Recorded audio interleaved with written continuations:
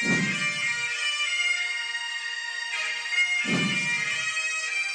to that piece of lieutenant that's always on his podcast, bash us, him.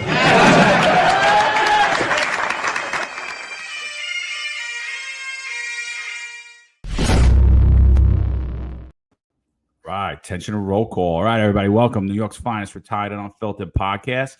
We got my good friend with us, Janine Acquafredda. Good morning.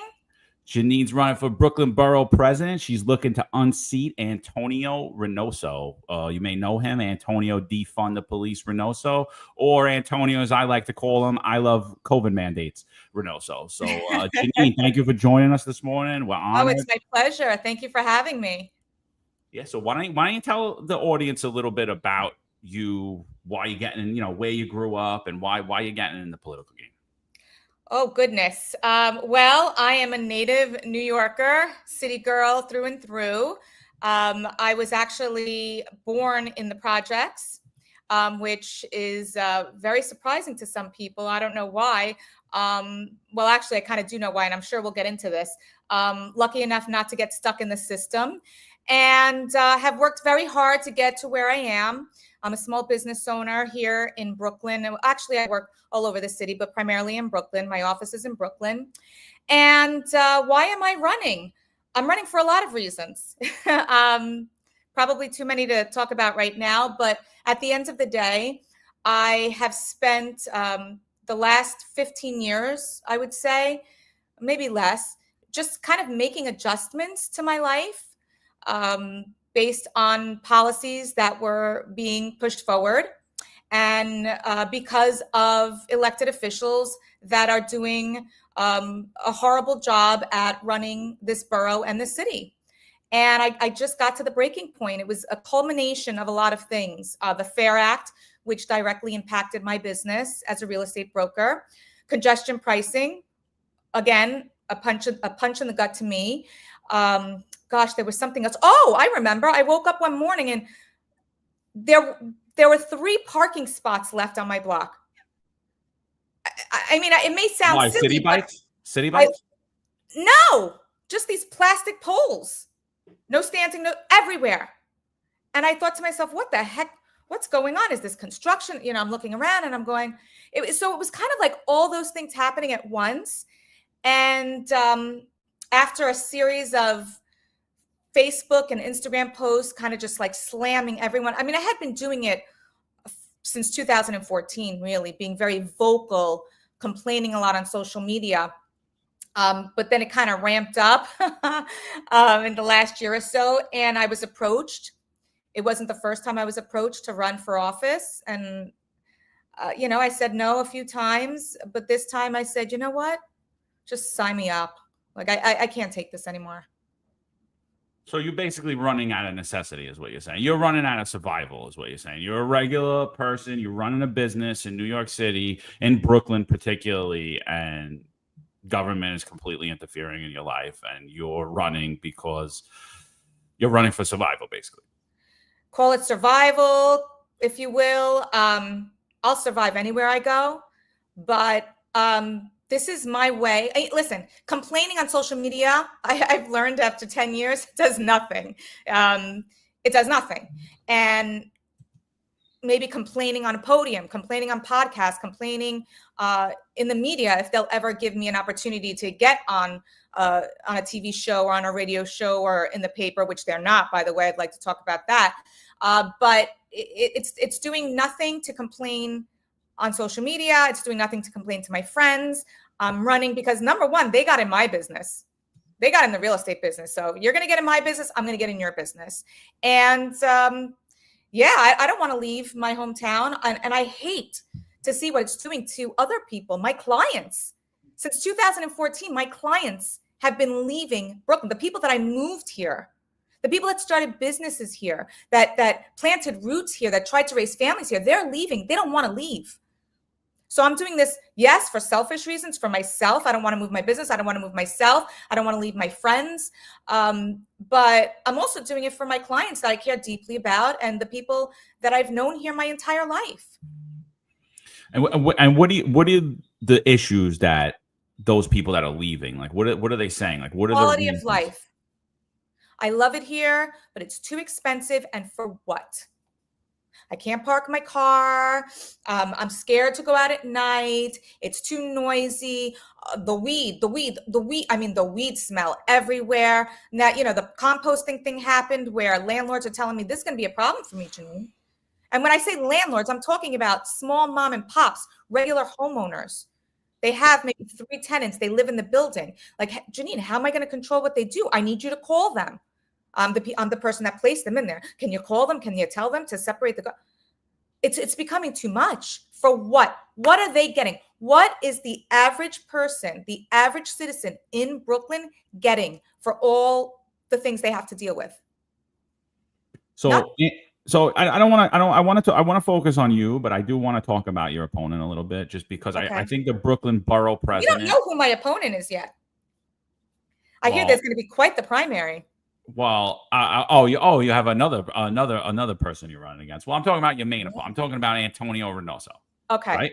I'm talking about Antonio Renoso. I mean, by all means, he's looking like he's following in Eric Adams' footsteps.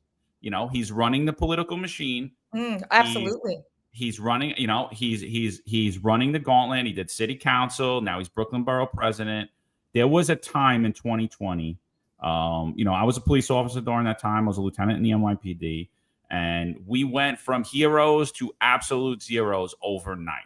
And Yep. and there was a sentiment going on to defund the police movement. Yep. Who I believe is going to be your opponent is Renoso, but if he's not, all right, we'll just assume he is. Whether he is or he isn't. The Democrats overwhelmingly, every Democratic mayoral candidate supported the defund the police movement, as well as probably more than likely both of your opponents at the Brooklyn Borough President level. What were your thoughts about the defund the police movement?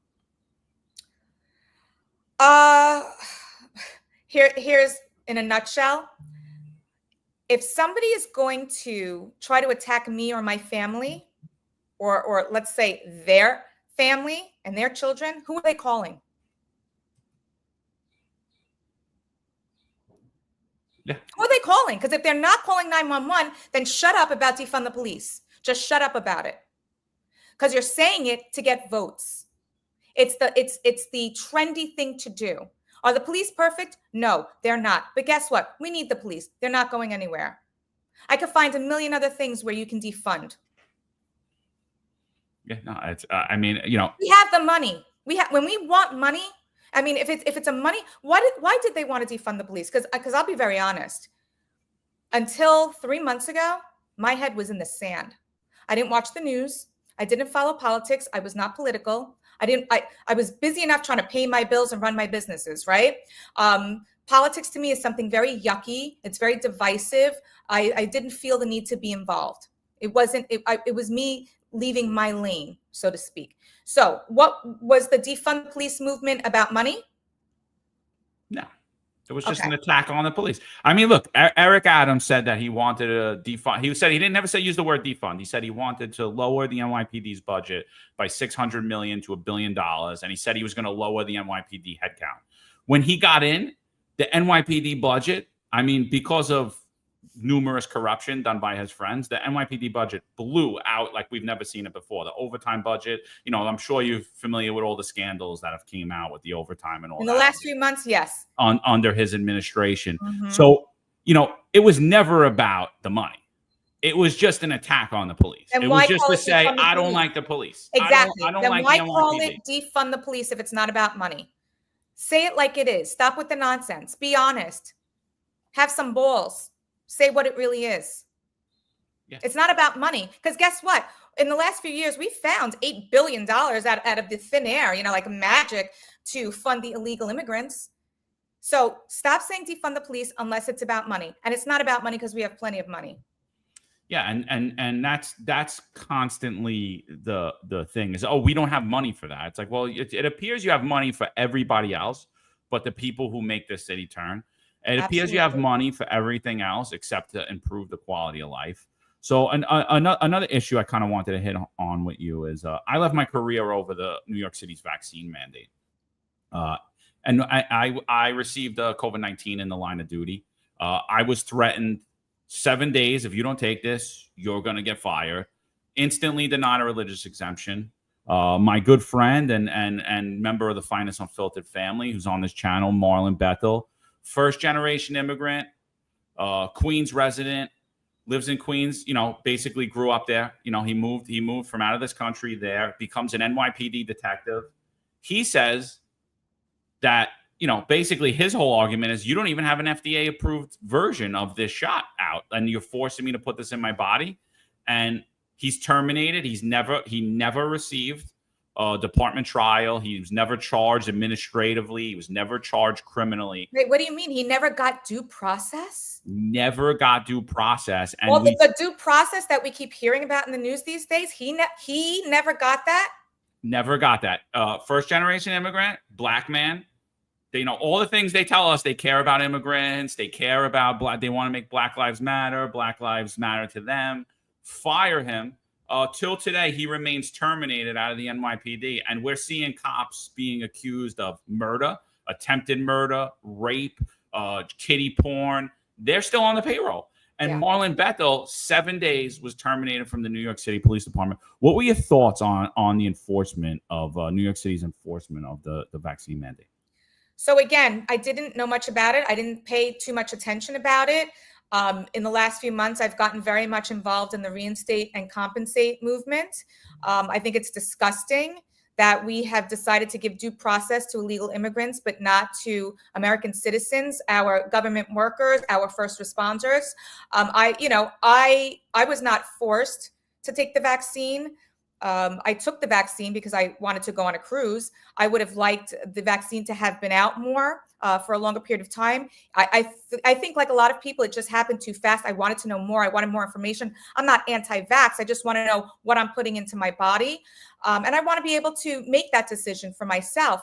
But it's outrageous. It's outrageous that we have teachers and police officers and firefighters that are going to court every day to try to get reinstated and compensated, and they're losing their cases. I think it's horrendous, especially with the NYPD and the fact that we don't have enough cops and we can't retain cops. No, it's wrong. It makes wrong. Absolutely no sense. In this city, we don't care about people like that. We don't care about, our good citizens. We cater to criminals now. We cater to people that come here illegally now. We don't, our priorities are not in the right order. No, I totally agree. I mean, and the thing is, while everyone was locked down in New York City, we were at work for 2 years. So we were the first people to get infected. We had the natural provable antibodies. The FDA recognized it. I'm sorry, the CDC recognized our antibodies. We were donating our blood so that people could use them for monoclonal antibody treatments. And we were like, no, your blood's not good enough for you, though. That's all 100 years of medical history down the tubes. No, that doesn't apply to you. We're not going to recognize that. It was an unprecedented time, right? And something we had never gone through. And so decisions were being made. I hope that some decisions were being made in our best interest, but I know a lot of them were not, and they were driven by money. I think the right thing to do is to say, you know what? We messed up. And we're going to take you back now. We messed up. We didn't know what we were doing. We were trying to do our best. We were trying to save lives, but we were wrong. And we're going to make things right now. But when was the last time you heard a politician say we were wrong? No, I mean, and that's the bigger problem, right? Like the timing of the mandate was ridiculous because the city was already opened up and everything was opening back up. And we had, we exempted athletes and we exempted performers and we did all this weird stuff. And then we put a mandate in place when if you talk to any of these politicians now, they'll tell you that in the fall of 21, we came out of COVID. So it's like, but that's when you implemented the mandate. What do you mean we came out of COVID? That's when you implemented the mandate. That didn't bring us out of COVID because there were still people getting infected and all this stuff. So, but I agree with you. Like decisions were made. We're human. You're going to make mistakes. I'm going to make mistakes. Let's just admit when they were stupid. You have to be smart enough to know that you don't know everything. Yeah. And if you really are truly in your position to help people, then help people. Put your ego aside. Say, sorry, I made a mistake. Do the right thing. But I just don't see the right thing being done. And it's not just with the COVID mandates. It's with every single policy that I'm seeing being pushed. It just doesn't seem to be in the best interest of the people. No, it doesn't. Another thing that is recently in the news, and it's a bill that is now being pushed by public advocate Jumaane Williams, along with numerous members of the city council, was a bill that was originally put in place by Antonio Renoso. Antonio Renoso, now the Brooklyn Borough President, right? Mm-hmm. And the bill was that he wanted to abolish the gang database. Now, his version of the bill got shot down, but it was re-brought up recently. The gang database, just so you're aware, the gang database is a tool that the NYPD uses when any time of street violence occurs on New York City streets, and they utilize it just to see if the victim or any of the actors are gang members. And why they do that is to be able to properly deploy resources to prevent retaliatory violence from happening in either neighborhood. Right. They use it often. It affects the person who's in the gang database nil. They're not targeted by the NYPD. The employers don't know about it. Landlords don't know about it. Schools don't know about it. It's literally an internal tool inside of the NYPD, but it's being presented, and it's been presented this entire time as, because it's overwhelmingly black and brown in the database, which is also coincides with the gangs that we currently see in New York are overwhelmingly black and brown people, over 98% in New York City. We're being told that it's racist and it needs to get pulled down. What are your thoughts about Antonio Renoso's take on this gang database? Well, I think he's anti-cop based on everything I've read about him, from the Right to Know Act to, this gang database and some other articles that I've read where he's basically wanted police out of schools. There was something that I heard that we've been told our whole lives that police make us safer, and they don't. So in my opinion, he's anti-cop. And with regards to the gang database, why wouldn't you use, and by the way, let's talk about this, they're saying it's discriminatory in its nature. It's targeting black and brown folks. That this is the narrative that they use for every policy that they push forward. Every single one, from city bikes to composting to gang database. That's the narrative. It's discriminatory.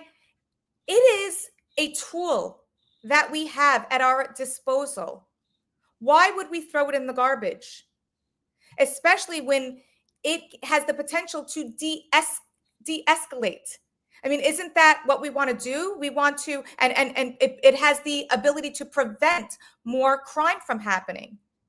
This is what we want. We want to prevent crime. We want to de-escalate situations. Well, the normal person does, the everyday, the real person living here and working here, but the politicians want to protect criminals. They want to protect criminals over the public. That's what that's telling me. When you want to get rid of this database, that's what that's saying to me. Protect criminals, not the public.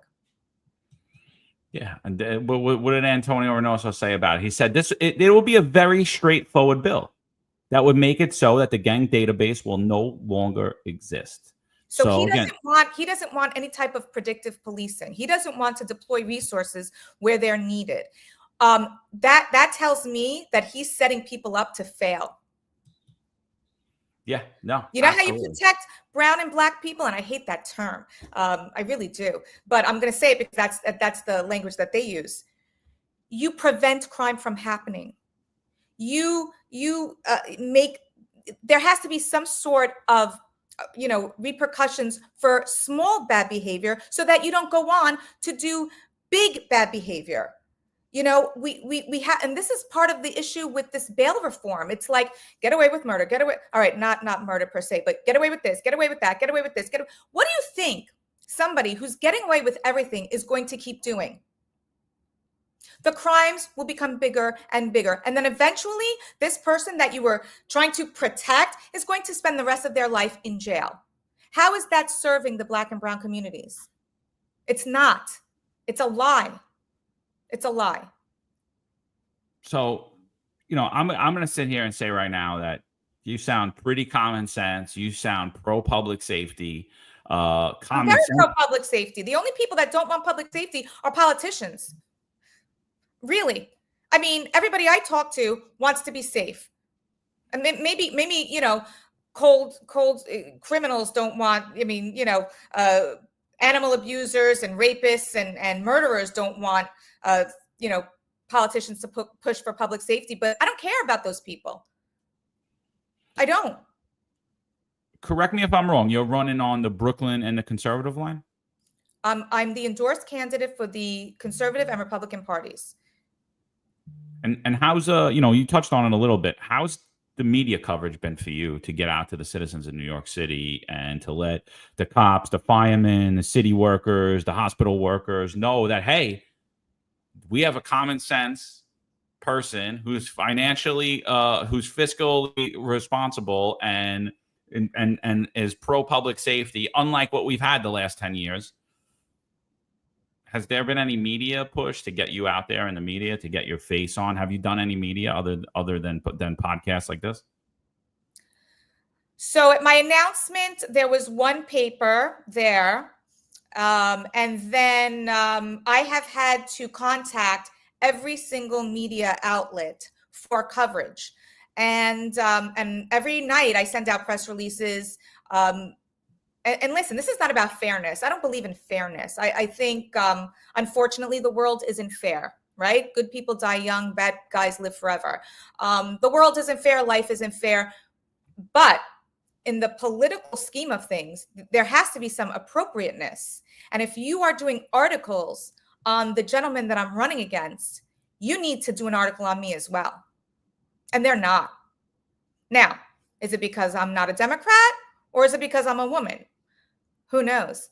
But it's 2025 and this is wrong. So yeah, I'm not getting media attention. I am proactively pursuing it. Yeah, it's horrible. So, and I think that's a big part of the reason we have such a low voter turnout. And then we get so few viable candidates like yourself that are going to come out and run. Like, what do you think about, like, do you think that if you had more media attention, that the voter turnout you would raise voter turnout? Oh, absolutely. Absolutely. I mean, I don't know how much you watch, things going on in the celebrity world, but the Met Gala just happened, right? And I love those things. I'm a big Page Six girl, Entertainment Tonight. I love those things.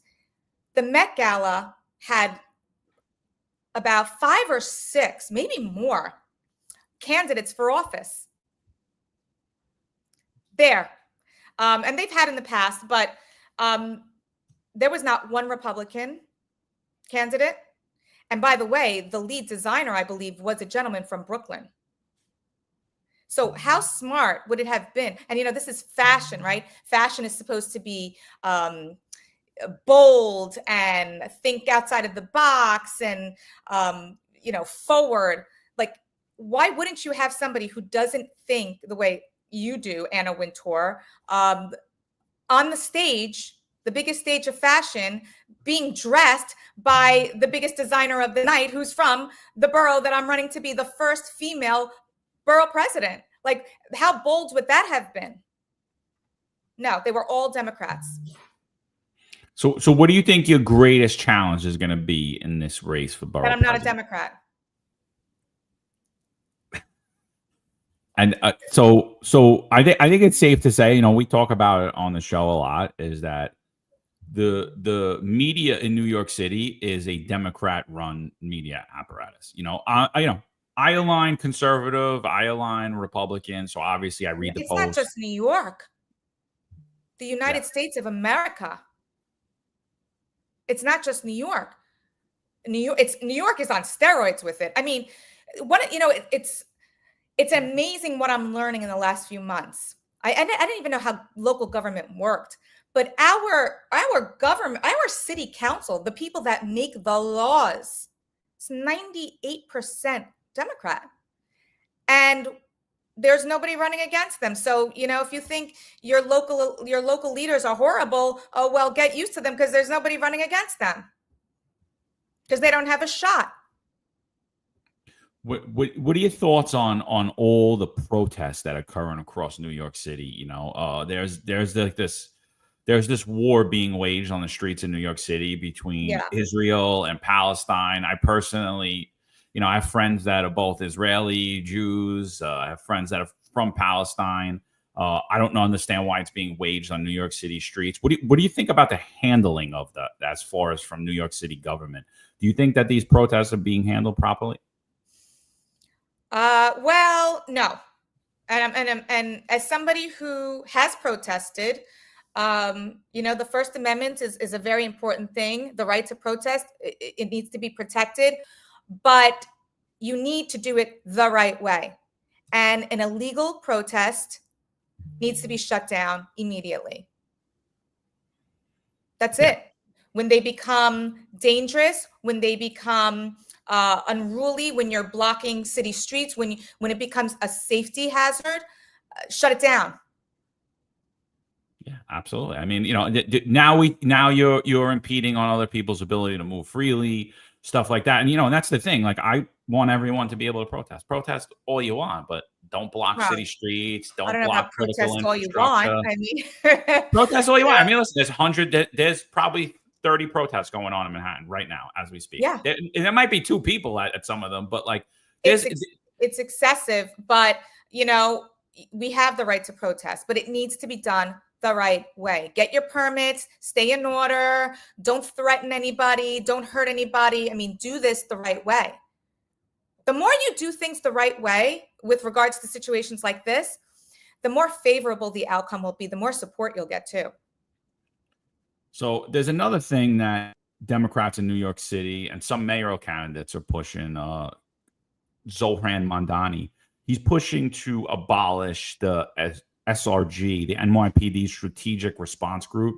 Mm-hmm. And they're basically the last line of defense when protests are no longer protests and they devolve into riots, right? Mm-hmm. Or they devolve into illegal protest, or they take over critical infrastructure, or they take over streets. So they're basically the cavalry, right? Like when, there's a big problem and the people that were policing need help, they send in the Strategic Response Group. There's been a big push to abolish them under the guise that they receive more complaints. They receive more substantiated complaints than the average NYPD officer. But according to CCRB's own testimony and the city council hearing on public safety that Jumaane Williams and city council and Democrats in the city council had put on, according to their own statements, SRG officers receive less complaints than the average cop, but they're substantiated at a higher rate at protests because they're more easily identifiable and better equipped at protests. So, and CCRB had testified their biggest problem with not substantiating officers is they're unable to identify officers, but that doesn't take place in SRG. So when I'm listening to that, I'm saying, wow, so you're saying that the SRG polices riots the way you want them to, or polices protest the way that you expect them to, where we could easily have transparency and identify officers that take action. But city council is saying, let's abolish them. Like, what are your thoughts on abolishing the Strategic Response Group? I think the Strategic Response Group is important. I think, my understanding of these officers is that they're specially trained for crowds. Okay. So this is just a different way of dealing with the public. You have crowds and you have crime. Regular police officers for crime, SRG for crowds. As long as these are, well-trained officers in these groups, which my understanding is that they are. And I just want to add one thing because I missed it. They're also specialists in counterterrorism as well. And that's their other resource. It's not just civil disobedience. It's part of their duties. But the other part of their duties is when there are active threats to New York City, these are the officers we deploy. Yeah. Well, as somebody who lived through 9/11, keep it. That's what I say. I don't. The city council is anti-cop. Let's just say, they don't seem to like police officers. They don't seem to like law and order. I'm not, but yet, they live in gated communities, and they have 24-hour cop presence, and I don't know. This is why I'm running. It makes no sense. I'm hoping to bring a little bit of common sense to local government. I think we are too quick to try to implement things and dismantle things.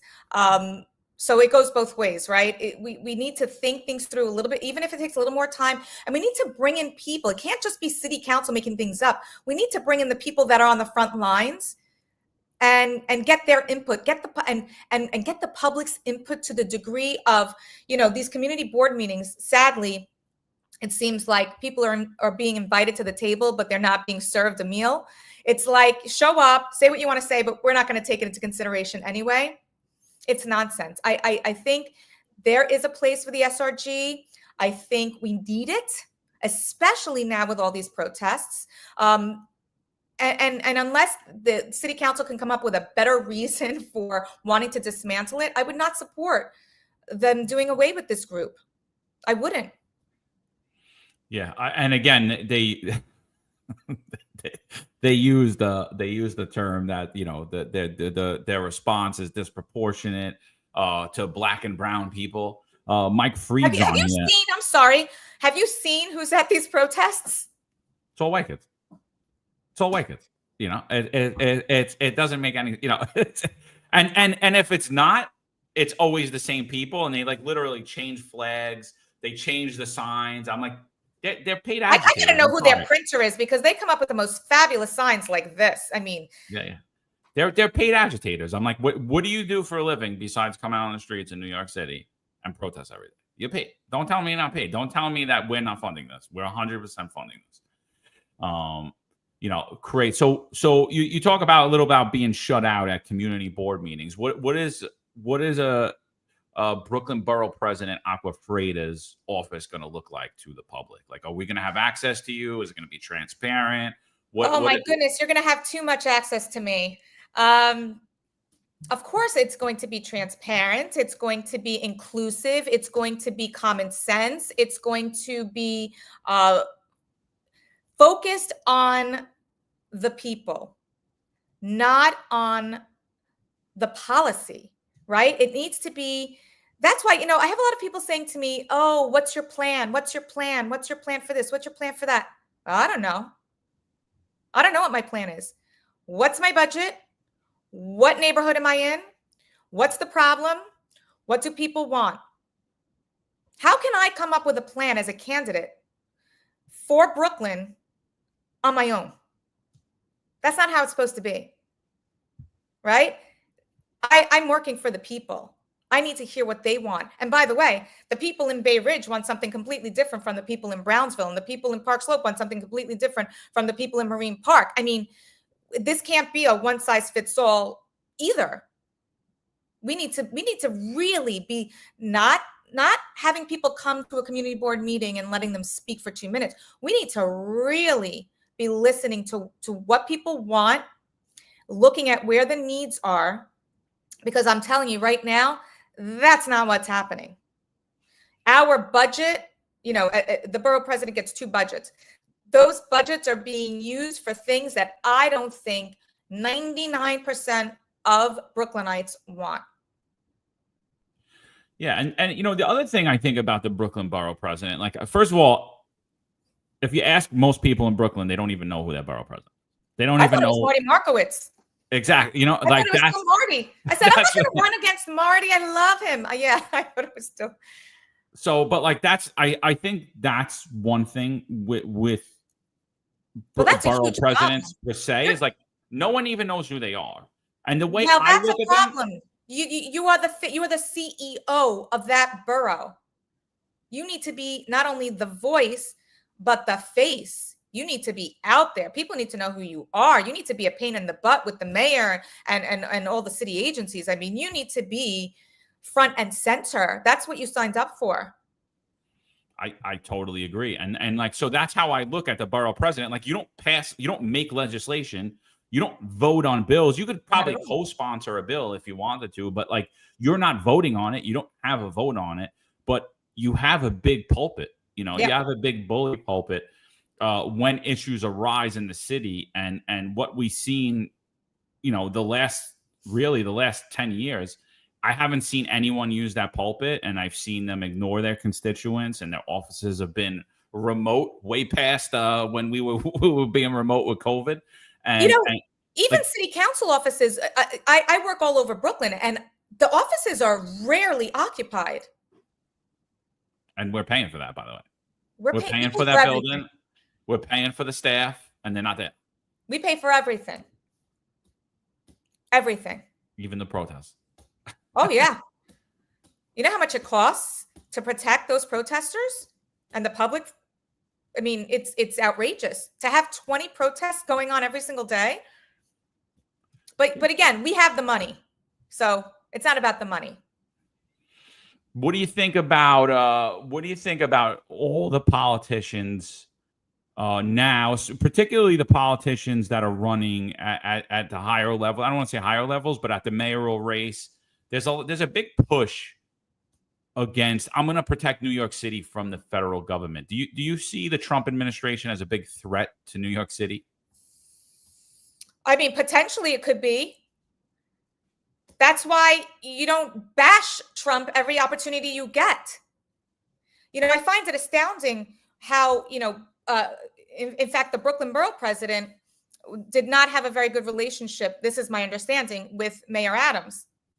Well, if you want to get something for your borough, play nice in the sandbox, right? You don't have to agree. Lord knows I don't agree with Mayor Adams 99% of the time, but if you have to work together. You can't fight. If you're the borough president, you can't fight with the mayor. If you're the mayor, you can't fight with the president and the governor. I mean, you got to work together. You don't get anywhere by fighting. You get places by working. And this is something that I've done for 20 years as a realtor. It's like, the seller wants to get the most amount of money and the buyer wants to buy for the least amount of money. Well, we don't fight each other. We fight each other. The sale doesn't happen. You get the seller to, okay, why don't we, and you get the buyer to do this. And it's like, okay. And then you get to the closing table, and is anybody happy? No. Right? The seller, Janine, I could have gotten more. And the buyer's like, I could have paid less. But everyone's okay. They're okay with where they are and what they got. And in politics, we have to stop fighting for things and start working together for things. I totally agree. I mean, part of that is, though, that you're talking about is like competence. And what I see about elected officials in New York City is they've never actually held any jobs outside of politics, which to me is a big problem, right? You know how to deal with people, right? You might have that mortgage broker that you don't like. You might have that other. And by the way, can I just point out, they don't have to have a college education. I don't even know if they need to have a high school education. They don't need to be licensed. They don't need to take training. And the first year in office, they make $160,000, $170,000, $180,000. Just wanted to point that out.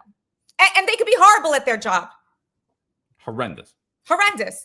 But yet, you have police officers. I don't know how much you guys make. I think, $60,000 first year. You have to have training. No, it's up now. I mean, listen, I'll be the first to say, like, cops are, I'll always ask for more money for cops, but they do decent. Like, first year, probably. All right. Well, fine. If you think you do decent, I'm going to tell you, real estate agents in New York City, the typical real estate agent makes less than $50,000 a year. The average real estate agent makes less than $100,000 a year. We have to go to school. We have to get licensed. We have to take CE every 2 years. We're heavily regulated. And the FAIR Act wants to take away how we get, or dictate how we get compensated. So the politicians came for our small little pennies, but they're okay to have no education, no compliance, no continuing education, no accountability at all, but they'll make $160,000, $170,000 their first year. Could you walk us through the FAIR Act a little? So the FAIR Act is basically, again, City Council pushed this forward in an effort to make housing more affordable. right? So This was Chiose, right? Chiose pushed I this? believe he was the main sponsor of the bill. Yeah. And I think it came as a result of him having to pay like a broker fee and being pissed off about it.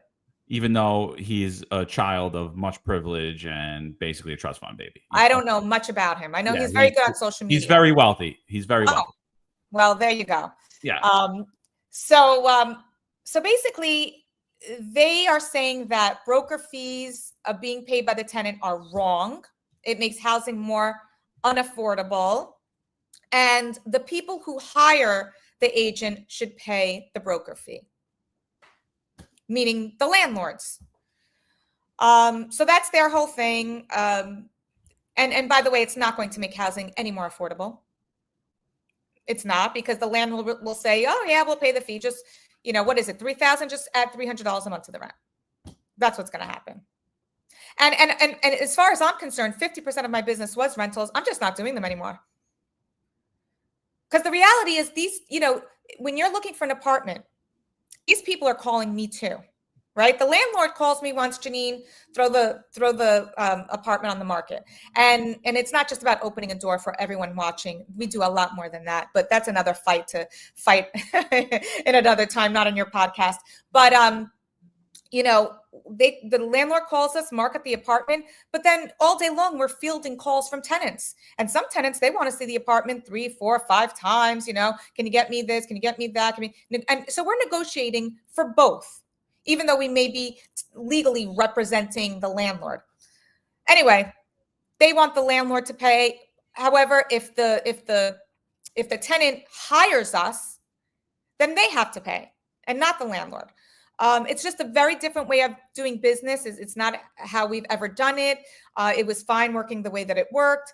It's just going to confuse things. It's not going to make housing any more affordable.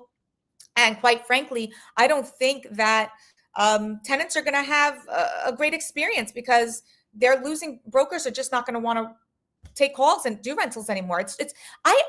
So this is going into effect in June. 4 months ago, I was getting phone calls and I was explaining the process, and the tenants were saying, oh, well, I heard that the landlord pays. And this was me. Okay, well, if this is how we're going to start the relationship, you should probably find somebody else to work with. I can't start our relationship with a fight about who's getting paid. You're calling me. It's nuts. But anyway, and at the end of the day, like you said, what are you going to do as a landlord? You're going to tack it onto the rent. So it's making it more expensive. That's what I'm going to do. And here's the thing. It's also the language. It's not even so much the FAIR Act, but the language around the explanation of why it was being implemented. Illegal broker fees, or greedy brokers, or forced broker fees. First of all, broker fees have always been and will always be negotiable. And many times people have said, oh, well, can we make it X percent, or can I pay you this amount? They're always negotiable. Nobody's forcing you to do anything. In fact, you can go find an apartment on your own. You should try, because it's expensive getting an apartment in New York City. New York City is the most expensive city in the United States. What do you expect? I don't know what people expect anymore. It will always be unaffordable. Well, not to everybody, obviously. We have like the most millionaires and billionaires here, but we have to be realistic too. This is a very expensive place to live. And everybody wants to say, oh, all these candidates, mayoral and otherwise, oh, we're going to make housing more affordable, or we're going to make housing affordable. New York City is not affordable. It's not. We can do things to try to make it more affordable, but this is not an affordable place to live. It's not an affordable place to move. So yeah, that's the FAIR Act. Did I explain? Sometimes I go off. No. You explained it perfectly. I that was the point I just wanted to nail home, is that like they put a bill to make something fair, to lower the cost of housing, but actually made it more expensive for housing, and did the exact opposite of what they told and sold the people of the city of New York that it was going to do. And that's basically what happens on every single bill. And that's basically every single one of their campaign promises. I'm hearing guys saying they're going to build 1 million affordable rental units across affordable housing across. I'm hearing mayoral candidates say that 1 million across New York City. Where? Like and that's my bigger problem with career politicians is they They'll just say say whatever. They'll say whatever is going to get them votes. They'll say they hate the anything. police. They'll say they're going to do this, and that's why I'm very frustrated with this as far as my campaign goes, because people are demanding that I tell them my plan for this and my plan for that. And the reality is, first of all, I'm not going to say anything that's not doable, right? I'm not going to say, let's talk about affordable housing. 1 million units. Okay. Are they going to be 1 million affordable units? I don't know where you're even coming up with 1 million units. Like, I don't know what they're talking about. Like, Exactly. They don't where either. are you They're finding saying space in whatever New they York want to City? say to get. Are you knocking buildings down and then rebuilding them? Like, what are we talking about? Like, Well, you know how they say they added jobs, but it's like, well, you fired like 50,000 people. So then when you rehired people at cheaper rates after the people you terminated for absolutely no reason, you're considering those jobs. It's like, no, you didn't. But create any jobs. the public also has to smarten up and stop believing everything they hear. I mean, think about this for a second. I'm going to talk Brooklyn terms here. We have the most robust housing stock we've ever had in Brooklyn. And the rents are the highest they've ever been. So if somebody says they're going to build 1 million more units, if you think that's really going to make things any more affordable, you're wrong. Yeah. You're wrong. And at what cost? And I'm not talking money. At what cost are we building? On my particular block, they have just corner to corner, 3 buildings going up. Okay, 3 buildings going up. So everybody who's living on the block parallel to that, we've lost light. We've had to endure noise like you cannot even imagine, garbage like you cannot even imagine. Can't park anywhere. I mean, you can't get down the block in an Uber or otherwise. It's just like construction vehicles after construction vehicles. The smell, the air. I mean, all of this. Imagine 1 million units going up. By the way, these are also the same people that are pushing for bike lanes and city bikes and for everybody to find other forms of transportation because of the air quality. I mean, building, probably second to cars, is the worst thing you could do for the environment. How about we look at what we already have rather than build? Because we have probably, I would take a guess and say, this is sort of an educated guess, 50,000 apartments that could be rented right now that are either vacant or in landlord-tenant court. Why don't we start there? Why don't we use what we have before we start building everywhere? And I know thousands of people that refuse to rent their spare apartments. Why? Either it doesn't make financial sense because of the rent stabilization laws and the rent regulation laws, but also like the little small mom and pops that they have a 2-family or a 3-family, they're scared. What if I get a bad tenant? I'll be 6 years in housing court. So why don't we try to fix housing court first before we start building? Because we've got 40, 50,000 units that we could rent. No, it's a great point. I mean, that's a total great point. What do you think about, you touched on it a little earlier, the congestion price. And I've been saying, an article came out in the Gothamist. I retweeted it, and I didn't realize how many people actually hate cars in New York City. But No. They don't. See, that's a fallacy. The people that hate cars in New York City are the PACs and the lobbyists and the politicians. Your everyday New Yorker doesn't hate cars. They don't. If you speak to the people who actually live and work here, they don't.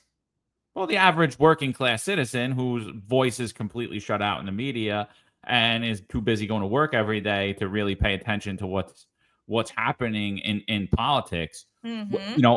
I basically said that, like, with creation of more bike lanes, and now they have a plan to remove vehicular traffic up 34th Street only for buses.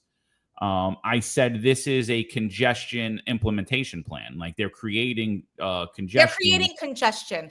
Do you think that congestion is created? Do you think that the lights are timed properly? Do you think that these bus lanes have created to the congestion? Do you think these sidewalk sheds, things like that, the city bikes, like how much is all of this? Like, are we properly handling traffic in New York City? No. Let me just talk about a few of these things, because this is something that's really bothering me, because this is such a quality of life issue, and it's a safety issue. Okay, the way they've implemented these bike lanes, and I'm not anti-bike, but I'm certainly not anti-car. These bus lanes that are almost always empty. These bike lanes that are protected. I don't know who they're protecting, because if you try to make a right turn and now you've got all these parked cars and then you have these bikes going through, I mean, it doesn't work. First of all, we don't need bike lanes on every street. We need bike routes. Bike routes would make more sense than bike lanes on every street. We're not only creating congestion, we are creating situations that make people unsafe. Do you know about daylighting? I don't know how much you know about daylighting. This is something new that they're trying to pass. Okay, ready? This is something new they're trying to pass. They want to remove parking 20 feet from each corner.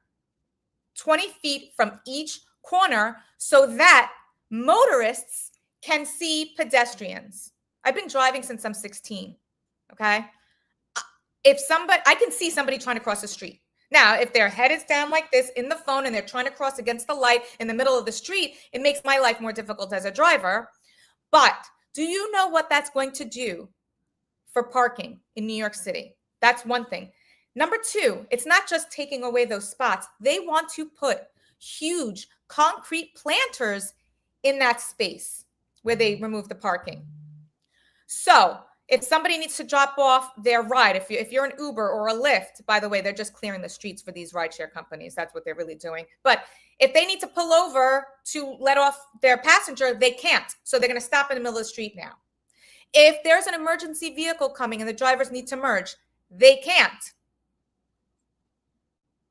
How about your accessorides? Where are they leaving the people on their vehicles? In the middle of the street? Is that not creating more traffic? Is that not creating an environment that's less safe? Who's asking for this? Who is asking for this? And it's not just the daylighting where nothing's being put there except for planters. We're talking about bike lanes. We're talking about bicycles in parking spots. These city bikes are owned by a car rideshare company, a private company that uses vehicles to make money. So it's really not anti-car. They're privatizing our streets for profit. We're paying for the damn streets. And private companies are making money off of them. It's also the shared, what are they called? Shared cars, Zipcar. Mm-hmm. I don't know the proper term for it. Zipcar has their own designated parking spots on city streets where, you taxpayer, you can't park there. This is for Zipcar. It's ridiculous. Who's asking for this? I should have videotaped like the difference between driving in Florida and driving in like a main metropolitan area in Florida. Oh, but you guys are nuts. You guys are nutty drivers. For driving in New York City, because I mean my car's dinging the whole time because there's camera lights and bus lights everywhere. It's honestly a miserable driving experience, and I feel that it's politically created to have done that to make it so that you don't want to drive your car. Like, I feel like that is the goal of it. And the congestion was created politically. That's just my opinion on it. I mean, like, it's artificially created congestion, right? And by the way, as the borough president, I would have been fighting that tooth and nail. You have no idea what that's done to the entrance and the streets leading up to the Brooklyn Bridge. Disaster zone. Plus, they're building a jail right there. A disaster zone. How, as the borough president of Brooklyn, could you support congestion pricing when it's going to have the most impact in your borough? Horrendous. Absolutely horrendous. Great for downtown Manhattan, I suppose. Horrendous for Brooklyn. It's artificial congestion disguised as well, the MTA needs more money and it's better for the environment. It just shifted congestion to different places. It's a disaster for the environment. It's a disaster for the working family who needs to pay this extra toll. It's $9 today. Wait till it's $15. It's happening. It'll be $23 within the next 10 years. And do you think that congestion pricing actually alleviates this by any do you think it'll alleviate congestion pricing? It has not alleviated congestion. It's a proven fact. It hasn't. Maybe in one small area of downtown, but it hasn't. Unfortunately, I've had to pay it to go down there for work. It hasn't. It also hasn't made the environment any better. And by the way, it also hasn't made the subways and the buses any better. And that, the two things it was supposed to do was to fund the MTA for improvements and to make the air better. Those things haven't happened. Those were, I think, the main points. I don't even think the congestion was one of the main reasons. By the way, a report just came out about bike lanes and this zero, what is it called? Whatever. The zero tolerance.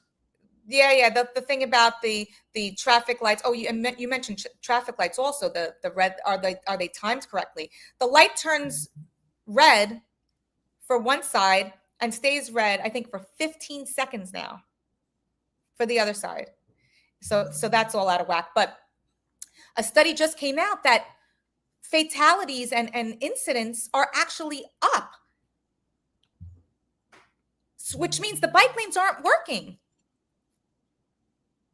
So who's asking for this? Why do we keep doing it? Who's in bed with who? This is what I want to know. Follow the money. Who's getting paid? Why do these political action committees and these lobbyists have such an interest? By the way, not born and raised in New York City. Why do these guys have such an interest in these programs? And again, they're saying, oh, but this is good for the underserved communities where they don't have trains, they don't have this, they don't have that. I mean, look at the statistics of the average city bike rider. 36-year-old male, white, college educated, makes six figures. That's your demographic of a city bike rider. Skinny arms and wears open-toe shoes. Yep, that's him. But I mean, that's a great point. And if you actually look at the city bike statistics, check out Reza Chowdhury on X or Sam Antar on X. Okay. They do a comparison on this a lot. And those city bikes in peak season in New York City, so spring to fall, they're unused, like over 90% of the time at peak season. And I don't know if you follow me on social media, but I'm constantly going by these. And why? It's a beautiful day. Why are the bikes all here? I'm going to plant myself on a beach chair in front and do some follow Reza and Sam. You're going to love it and they also do it with the bike lanes too as well. They'll actually show how often they're used, and they're not used as much as people claim they are. Not at all. So at 100%, it's artificially produced congestion. That I agree with you 100%. And it's destroying the city. It really is. It's making things less safe, more chaotic. It's making navigating the streets so stressful, not just for pedestrians and cyclists and drivers, all of us. It's stressing everybody out. It really is. No, it absolutely is. And that's creating more problems and violence on the street, and people that normally would just be going about their day, turning them into lunatics, The road rage is other level. Yep. 100%. I totally agree. So, obviously I believe that it's intentional that driving around New York City is being made to be unbearable. How do you feel about starting a business in New York City? You're a business owner. How do you feel about starting a business and owning a business in New York City, particularly in Brooklyn, in the borough you're working in? Is it easy? Is it something, you know what I mean? Like, are there things that could be done to make it easier, or are there things that are hindering it? Like, what are your thoughts about that? Well, listen, I love my city. Even on its worst day, New York City is the greatest city in the world. I would absolutely encourage people to start businesses here. I think it brings so much life and character especially to Brooklyn. We have some of the best small businesses in the world here. That being said, we have a lot of empty storefronts. It is extremely difficult to keep a business afloat here. And we do nothing as a borough or as a city, little or nothing to support these businesses. We have such an opportunity to make these small businesses bigger businesses and better businesses, and to employ more people, and to help small business owners expand. And we don't do much. We really don't. We have, again, we privatize places that should be for the people who invest in business here. For example, the bus shelters. We should be promoting small businesses in those bus shelters, in the platforms of the subway stations. We shouldn't be selling those advertisements to corporations. We should be advertising the small businesses that are right up those stairs from the subway platform. We should be advertising those small businesses on the subway platforms, on the Link NYC system, on the bus shelters. We should be utilizing social media better. I mean, I've been doing this since forever. Any chance I get, if I'm out eating, I promote the small business. We should be creating jobs around that. There's so many kids that love content creation, social media, the youth that we should be investing in. We should create like a job, like a digital hub where our youth, rather than, terrorizing Target and McDonald's after school, we give them the tools to maybe go around to these small businesses and create a channel for themselves and promote them, make them content creators, support them, give them a job, and support small business at the same time. I think it would be, we have so many things that we can do for small business. We're not doing them. That being said, I really hope people continue to invest in starting a business here, because we need it. We need the energy that they bring, the community that they bring. I do my best to support them, but it's tough, and we make it tougher. Every chance we get, we're walking into businesses and giving them fines and citations and violations, and we just make it harder. I don't see any way we're making it easier to start and keep a business running here. No, I agree, and like you said, they're great. But look, this is Pen and Tico. I love that place. Or Royal Crown. They actually opened up another version of it, another bakery that opened throughout Staten Island. I can't think of the name of it off the top of my head, but great small business. And there's a lot of bakeries and a lot of different innovative things that come out, but it is very difficult. It's very expensive to start a business, and for poor working class, poor to lower middle class people, it's very, very, very difficult thing to start a business in New York City. It is, and we do nothing. We do everything for the developers, right? The developers get all the tax breaks, all the money, all the loopholes, all the this, all the that. What are we doing to encourage small business here? Yeah. No, I don't see it. And I love your idea of that should absolutely, those advertisements should absolutely go to small business, and or at least heavily discounted. At least heavily discounted opportunities, whether, and if they don't take them, then you could sell them to the big corporations. But the MTA needs money. The MTA needs money. That's how they make their money. So, when is the MTA not going to need money? That's what I want to know. When does it stop? Never. Exactly. And things just keep getting more and more expensive. Chris Ellison, he's going to give you a good example right here. Okay. So Brooklyn Borough President Acquafredda, Chris Ellison, says they're putting 50 city bike stations in Bay Ridge. Yep. The community's outraged, but they're moving forward with it anyway. They are. What's something that like as Brooklyn Borough President, like what could you say to Chris? Like what could you do about something like this? Oh gosh. So this was actually brought to my attention yesterday. Somebody tagged me on this post. I mentioned it this morning on my social media. What could the Brooklyn Borough President do other than cause a ruckus? Because it really does look like it's moving forward anyway. I would be at the Department of Transportation office. I would be raising holy hell, because that is 50. It's not 50 bikes, 50 bike stations. Where the heck are they putting them? Number one, almost everybody in Bay Ridge has a car. Okay, this is not, the parking is so tight as it is. This is not a community that wants this. Why are we doing this? Why and why are we holding community board meetings? Everybody. My understanding is, I wasn't at the community board 10 meeting, but my understanding is nobody wants this. Nobody wants this. So why are we still moving forward with it? What can we do? All we can do is keep putting pressure on the people making these decisions. This is not even a city council decision either. So I don't know, follow the money. Why are we doing this, Department of Transportation? Why? I mean, I don't get it. I just don't get it. I really don't know what we can do other than be very vocal about the fact that we don't want it, and don't let up. If they install them, keep demanding they remove them. I don't know any other solution, being that it seems like it's a done deal. I really don't. I wish I knew what to do. I just don't. As a candidate, and by the way, as borough president, I don't know that there's much I could do at this point. However, this could have all been prevented if people weren't asking for this 10 years ago. And it's not, and when I say people, I mean politicians, right? I don't know. Lyft is behind this. LYFT. Don't use them. I don't know. Cancel them. What do people do now? No, but I think that's what people want, and that's what people expect from a Brooklyn Borough President, right? You're supposed to be the cheerleader for your constituents. If there's a particular community, Bay Ridge, Mall and Bethel says it here, parking's, I would never even say difficult. It's horrendous in Bay Ridge. I think parking in Bay Ridge is actually harder than parking in Manhattan. Me too. Anytime I go to Bay Ridge, if I have to drive in, I have to park like 3-4 avenues over and then walk.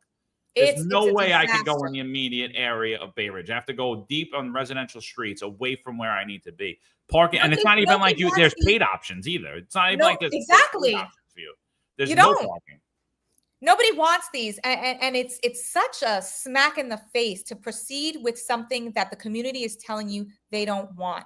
It's a smack in the face. The who's in charge of the Department of Transportation? Somebody look that up for me, please. That's it. I would just protest in front of their place of business, or I don't want to get myself in trouble here, but find out who it is and put the pressure on. All roads lead to Eric Adams. All roads lead to Eric Adams. Has been a non-existent mayor for 3.5 years. He's too busy hanging out with his boys at the club or hanging out with whoever. He's been completely non-existent. So I hold every agency's failure, with the exception of the MTA, to Eric Adams. They're all his appointments. They're all his appointments. Who was it? Was it Department? Is it transportation? I don't want to mess it up, but I think it's his good friend Udanis Rodriguez, who him and Udanis were trying to get illegals to vote in New York City elections, and that just failed in early February. His appeal on that. So unbelievable. Well, listen, and this is the job of the borough president, right? In every single borough, they need to be putting pressure on the mayor and on these city agencies and saying, hey, what are you doing? No. This is nonsense. No. And you keep saying no until they listen. Yeah, so okay. It is Udanis Rodriguez. Rodriguez is DOT. Yeah, because he was at the tragic event that happened with the Mexican Navy. Down by the Brooklyn Pier hit the Brooklyn Bridge. He was there, and honestly, he did a horrible job of explaining what happened. I think that the Mexican... Who was there? Mayor Adams? Adams was there, the chief of NYPD I'm surprised operations. He didn't go to Mexico. He's going to go. He's going to go on an exploratory trip. But Udanis Rodriguez did such a horrible job. The Mexican Navy official did a better job explaining what happened than all of our New York City officials. It was honestly, I was like, I can't believe what I'm listening to. This is horrible. What'd you think about that incident? It was tragic. I think 4 people lost their lives. Horrible. I think 2 people lost their lives and 4 were critically injured. Yeah, I think it's terrible. Listen, I don't want to see anybody get hurt. I don't want to see anybody suffer. I'm a very empathetic person.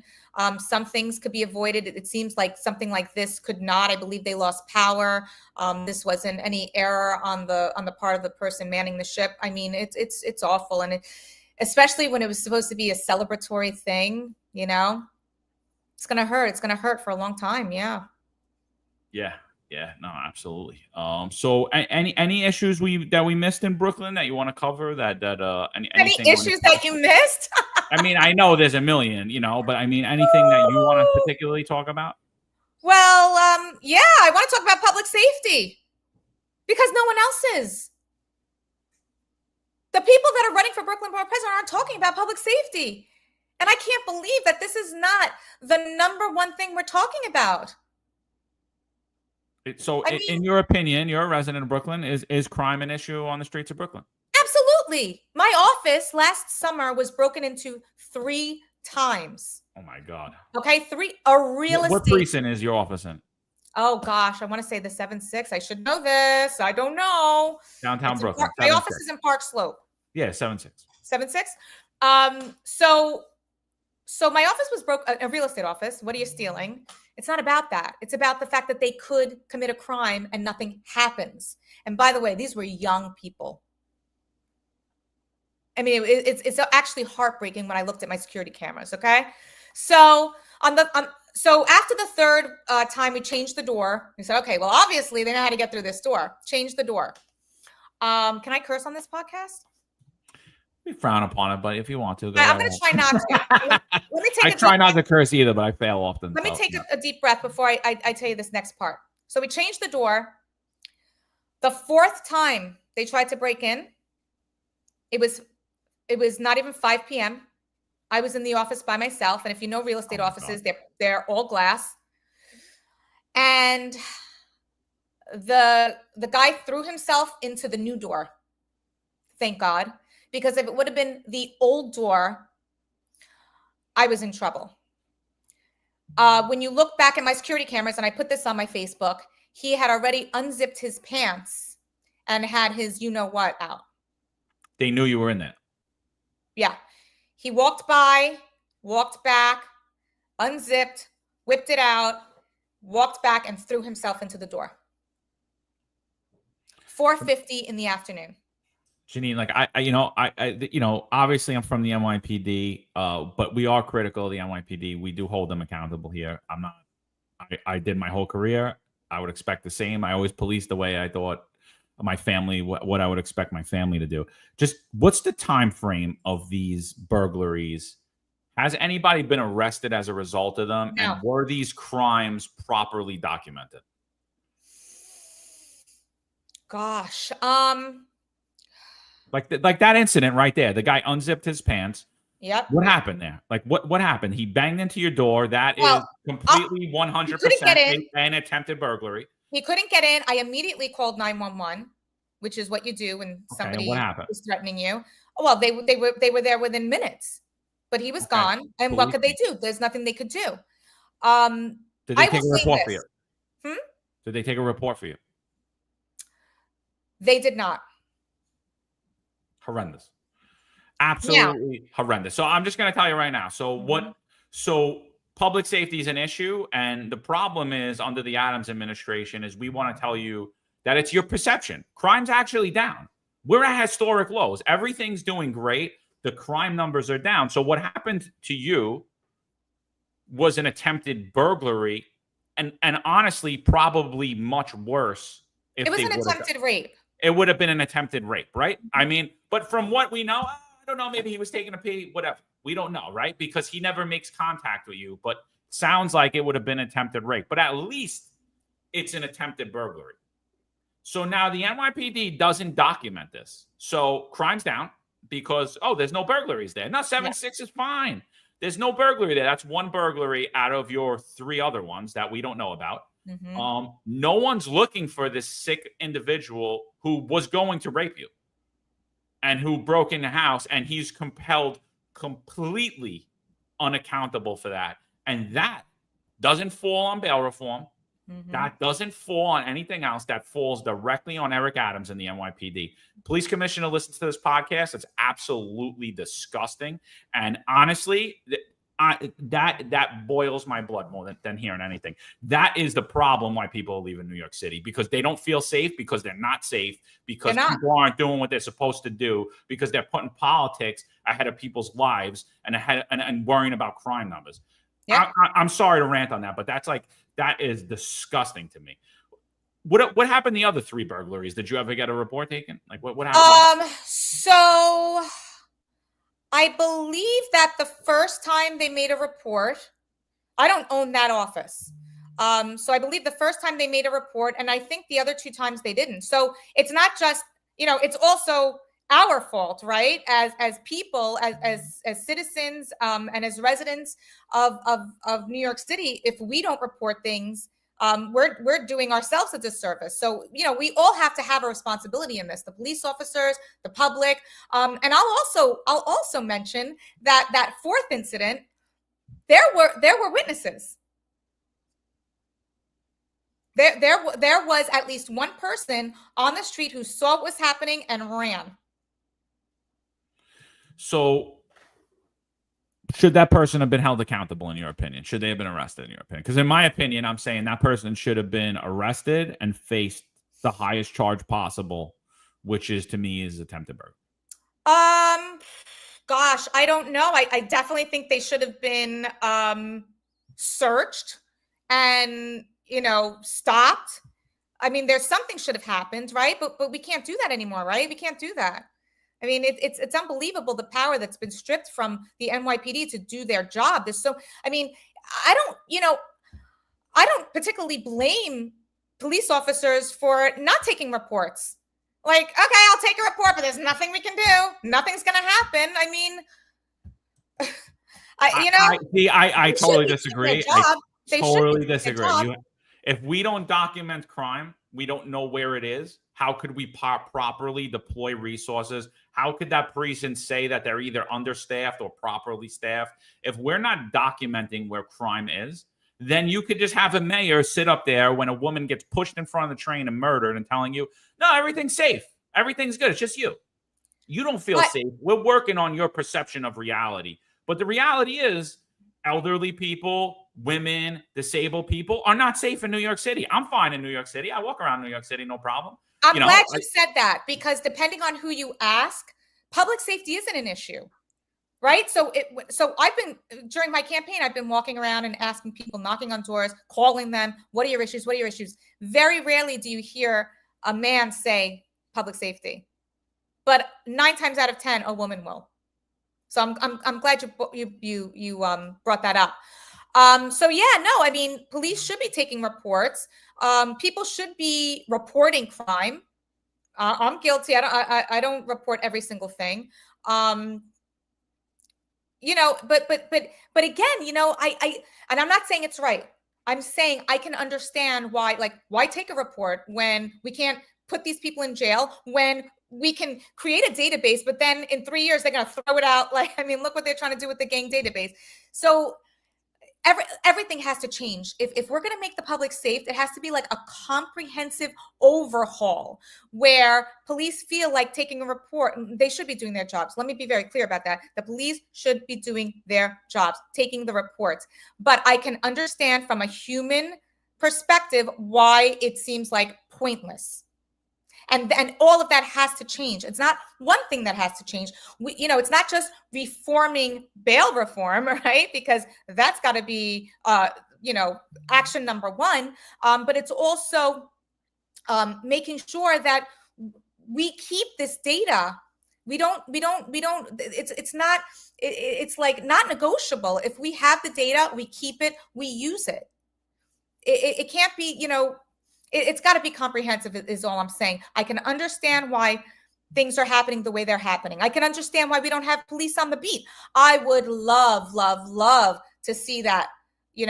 That's how it was when I was a kid. You had cops on the beat. I would love to see the police become part of our community again. I could understand why they don't want to, because when they're out there, people are with the phones in their face, whatever, telling them, give me a business card and get out of my space, spitting on them, throwing rocks at them. I see this happening all the time. It's horrendous.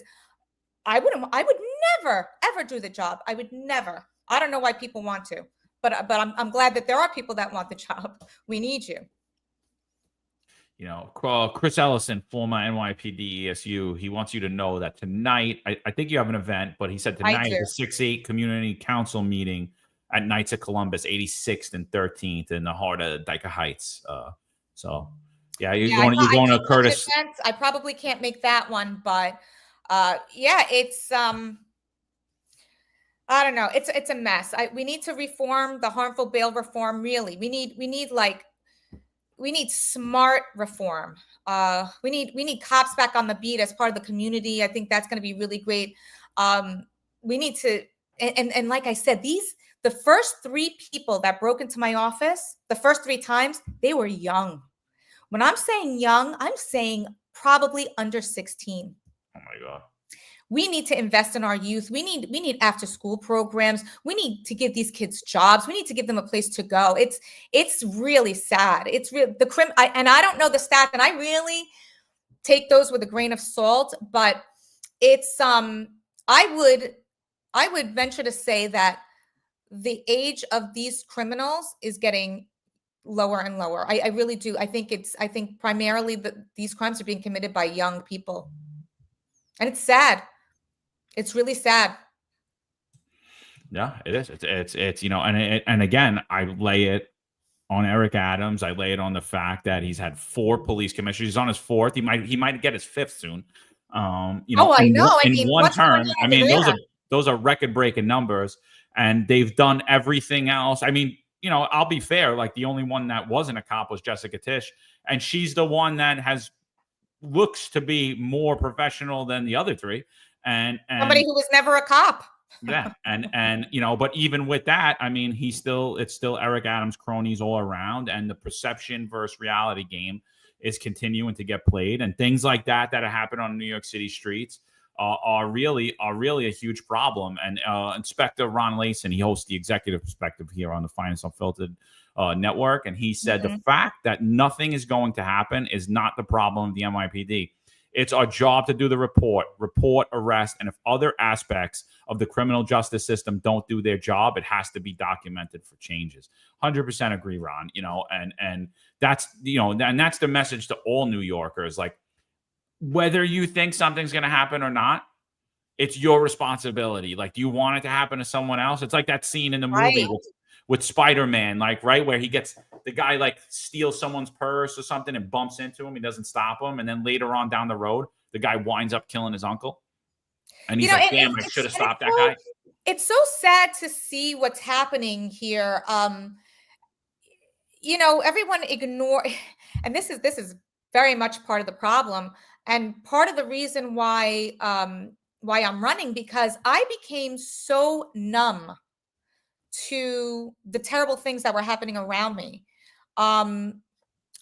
You just close your eyes. You don't look people in the eye. You don't get involved. You don't say anything. It's really survival, because there's so many people out there that are just like unhinged, right? But we really do need to take responsibility for each other. We need to be a community again, because none of us are safe. We are all very much interconnected. So I don't care if it's not happening in your neighborhood. It very quickly could happen in your neighborhood. And I think we really need to focus on preventing crimes, which is why I don't think that gang database needs to go away. We've become very, in terms of public safety, I think we've become very reactive. And I really would like to see things be more proactive. I want to prevent crime wherever possible. I don't want people going to jail. I don't want people living with PTSD. Crime is, by the way, it's not just, like the physical aspects of crime. What about the financial aspects of crime? And this is what we're doing. We just let people walk into stores and take whatever they want. We don't even try to stop them, right? We pay for that. Pretty soon, we're not going to have any pharmacies to go to. How are people going to get their medications? We're all going to be forced to use Amazon, right? We all hate the billionaires and the corporations, right? We all hate the oligarchy, right? But it's these policies that these Democrats and the progressives are putting forth that are going to force us all to fund the oligarchy, if you will. You can't walk into a pharmacy anymore and get a tube of toothpaste without waiting 20 minutes because we allow criminals to just take whatever they want and walk away. I say, we're locking up cotton balls and releasing criminals. It's absolutely insane. There are prices to pay for turning the other way with these crimes, letting people steal cars. I mean, you want to know why our car insurance is so high? You want to know why our health insurance is so high? You want to know why our homeowners insurance is so high? Why our groceries are? All of this is because we coddle criminals. I'm glad you're talking about that, because that's another part of like my back and forth to New York City is like seeing, like, I'm like just watching everything. And another part, not only driving is miserable in New York City, but shopping in New York City is a miserable experience. First of all, I can't get a plastic bag, which I still for the life of me don't understand. And I never have a bag with me. The other thing I love the no plastic bags.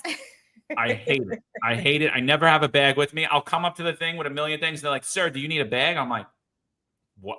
I'll just pay the 5 cents for the paper bag. How else am I carrying this stuff? Like, obviously, I just brought it up in a shopping cart, But everything's locked. You go to a pharmacy, everything's locked. When I come home, I'm gonna video it. I'm gonna do a post on it. There's nothing locked up. There's nothing that I need to ring a bell or call anybody over. I'll go to CVS. There's nothing locked up. You know why that is? I'm going to explain it to you, City Council. This is why nothing's locked up. It's because people don't steal here. It's not because people are better. It's because if they steal here, the police do get called. They take a report. They do an investigation. They lock the person up. The person goes through the criminal justice system and is held responsible for committing that crime. So it prevents people from stealing. Thus, I'm able to go to CVS and pick an item out and bring it to the counter, or go through the self-checkout and pay for it and leave. Unlike in New York City, where there's 50 people waiting to get a bottle of water that's locked up. It's horrible. And they're all shutting down. All these pharmacies are shutting down. These are jobs we're losing. Okay. Jobs. This is another thing. We haven't even touched on jobs, but we're losing jobs. And the people that I think rely on those pharmacies the most are the elderly people, that they don't want to use technology, or they're scared to open their door for packages, or whatever the case may be. It's, we're not protecting our citizens. We're protecting criminals here. That's what we're doing. We're prioritizing criminals. We've been saying it on the show for 2 years now. It's a criminal first society in New York City.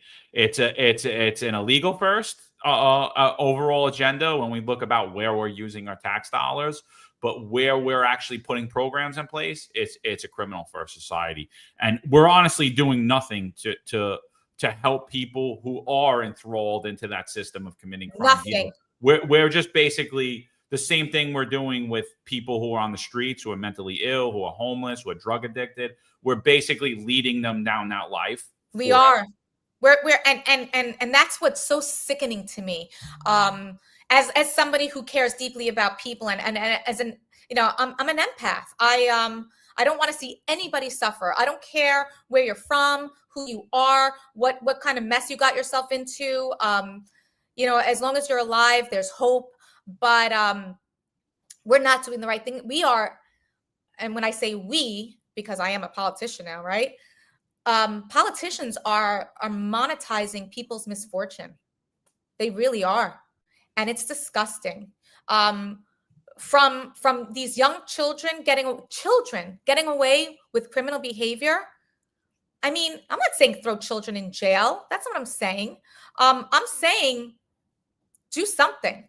Right? Do something to scare the bejesus out of them so that they don't think they can keep doing these things and bigger things and badder things and blah. Like, let them know this is not the way to go. We're not doing that. We're not doing for drug addicts. Oh my goodness.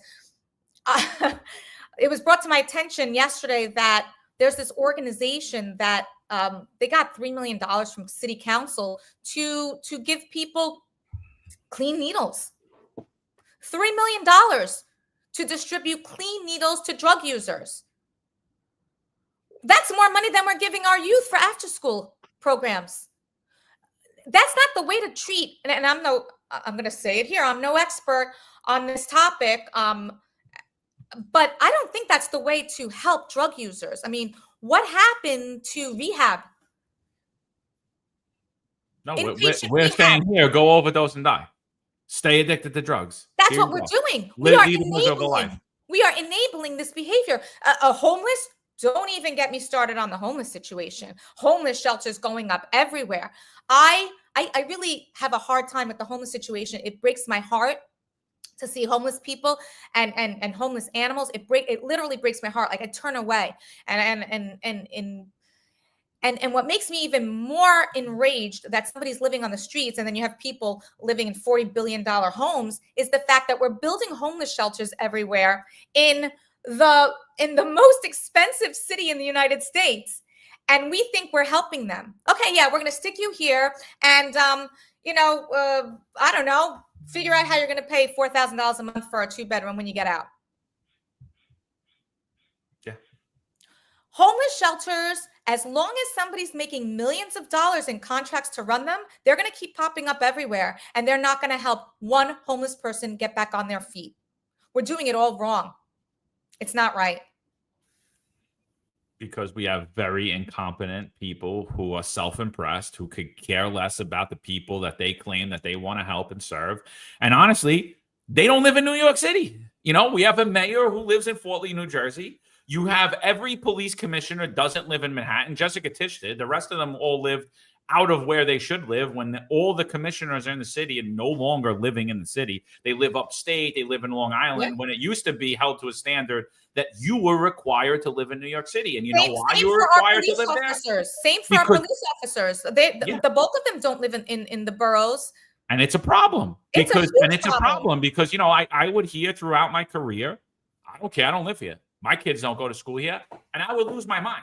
Yep. I'm like, so what, you just come here to take, like, this is just a piggy bank for you? Yeah. Like, what do you mean? I'm like, and when people live in a place, they're invested in it. They care about it, right? You live in Brooklyn. You're not, we had a Brooklyn Borough President that lived in Fort Lee, New Jersey. How much did he really care about Brooklyn?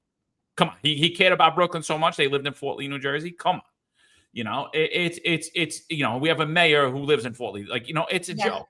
Now he has a residence because he uses Gracie Mansion. But before that, and the people running all these homeless shelters live out of the city as well. It's there's a lot of problems with what's going on with housing. And I think that if housing was more affordable, that a lot of these first responders would stay here. I would hope so. And so I think that's something that I will prioritize as well.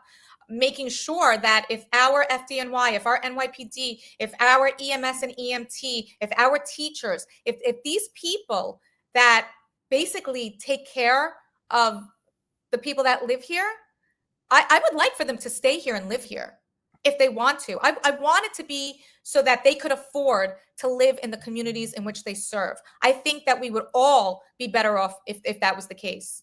I totally agree. Even the teachers, like, why aren't the teachers live in New York City? They live in Jersey. They can't afford to.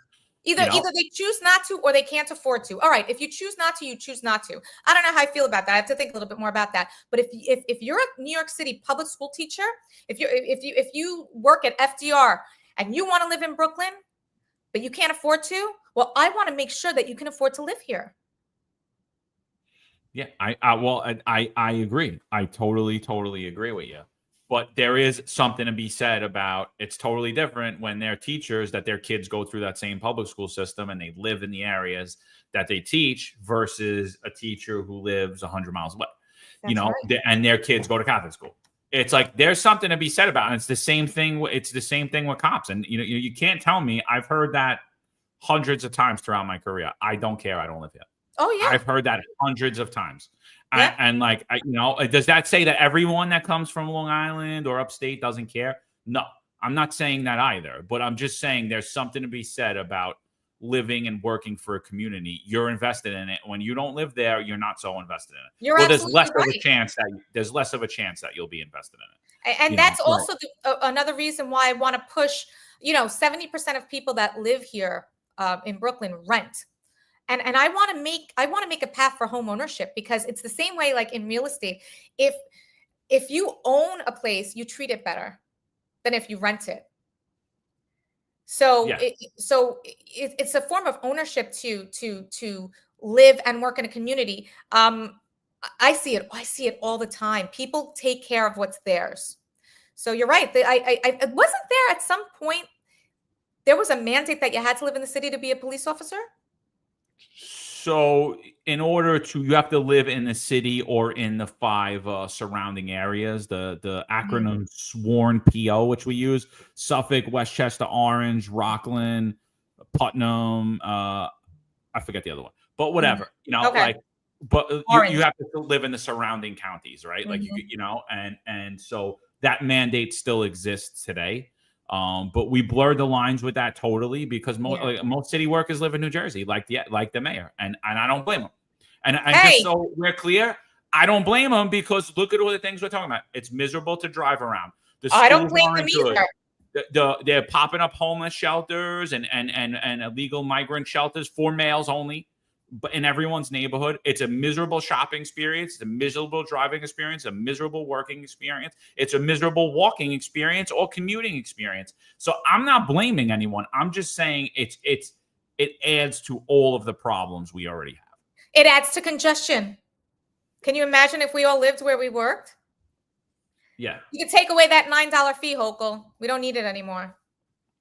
Well, and Chief Rob Lukash, he's co-host of the Executive Perspective on the Finance Unfiltered. He says, I paid a city waiver to work in New York City without any vote. Very true, right? Like you guys are paying without representation, but that's another huge problem, because I read a lot about New York City history. I don't know, I'm a loser. I do a lot of I read a lot of weird books and stuff. But what I found throughout a lot of the reading is that the mayors and anyone that was running for any office in New York City, they used to cater their campaigns around city workers because they were the bulk of the vote. Like you could they were a voting block. So if you could win over the cops, you had a huge voting block, right? You had 30,000 votes. That's big. You could be a borough president tomorrow with 30,000 votes, right? You would just win over the cops. Yeah. But now the problem is no one lives in the city. And so the politicians know that, and they don't care. So when you're talking about like, oh, do I need to support city workers? Do I need support retired city workers or cops or firemen or EMS? They don't care, because they're like, they're not voting for me anyway. I don't give a shit. And that just goes to show that they're not in the right role. If you're doing things for votes, if you care about only the people that are voting for you, that's wrong. Yeah, so we got about 5,000 people on here this morning. Thanks for joining. Wow. Hi everybody. Thanks for listening to my rants. Yeah. So just go over to our YouTube if you're joining us by any other platform. Check us out at thefinestunfiltered.com. We'll have the executive perspective on here later with it's going to be Chief Rob Lukash going to be out today, but we're going to have Ron Layson, who's going to be interviewing former NYPD Inspector Rob Nappy, who's a normal contributor on the Finance Unfiltered chat. So, Janine, there's a lot of things. What else are you seeing in Brooklyn that really has you invigorated? You're very passionate. I could tell you care about where you're from. You own a business there. We're interviewing Janine Acquafredda. That's running the Puerto Rican in me. I'm very passionate, and I get crazed, but it's hard to hide my enthusiasm with certain things. No, yeah. So anything else you want to touch on that I mean, we've hit on public safety. I mean, the story you told is absolutely enraging to me.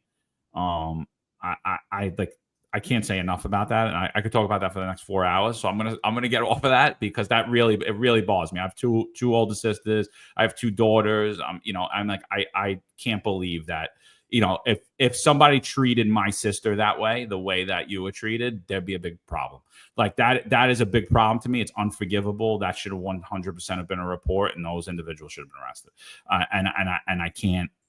I can't say enough about that. I'm very upset about that. So tell us what Brooklyn Borough President Janine Acquafredda is going to be doing. What I'm going to be doing in office? Yep. Well, I'm going to be doing my very best to make our streets clean and safe, to make sure that we can provide for our families, that we're not dependent on anyone or anything, that we can, start a business here if we want, that we can afford to rent or buy here. Maybe not tomorrow, but in time. I want to really make Brooklyn a place where people are proud to live, and a place where people believe that they can live, right? I don't want this to be an exit borough in an exit city. If you want to live here, if you want to raise a family here, if you want to start a business here, I really want to give people, the hope that it's possible, because it is possible. It's going to take time. It's we've done a lot of damage. We really have. And but I promise you that it will be exciting and it will be fun, and you will find joy in your life. It's a shame that we struggle so much here. We've got this one life, and we should be enjoying parts of that life. We shouldn't be just working and paying bills and struggling. There should be some fun there, and there should be some enjoyment of living in the greatest city and the greatest borough in the greatest city in the world.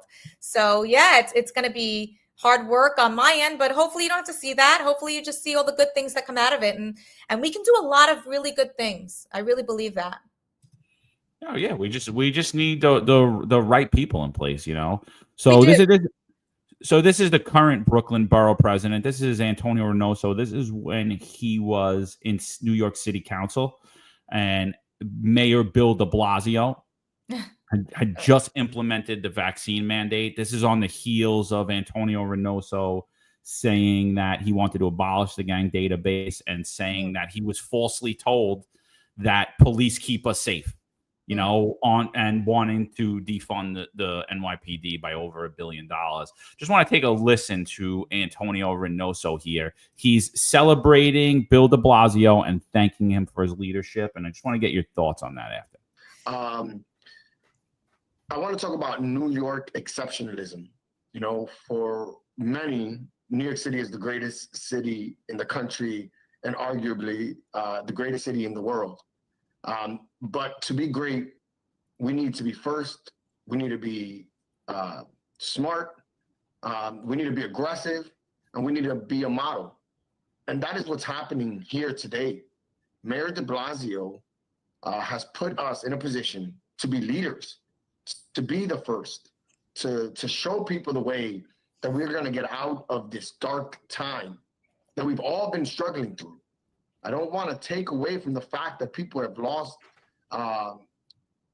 parents. They've lost sisters and brothers, uncles and aunts.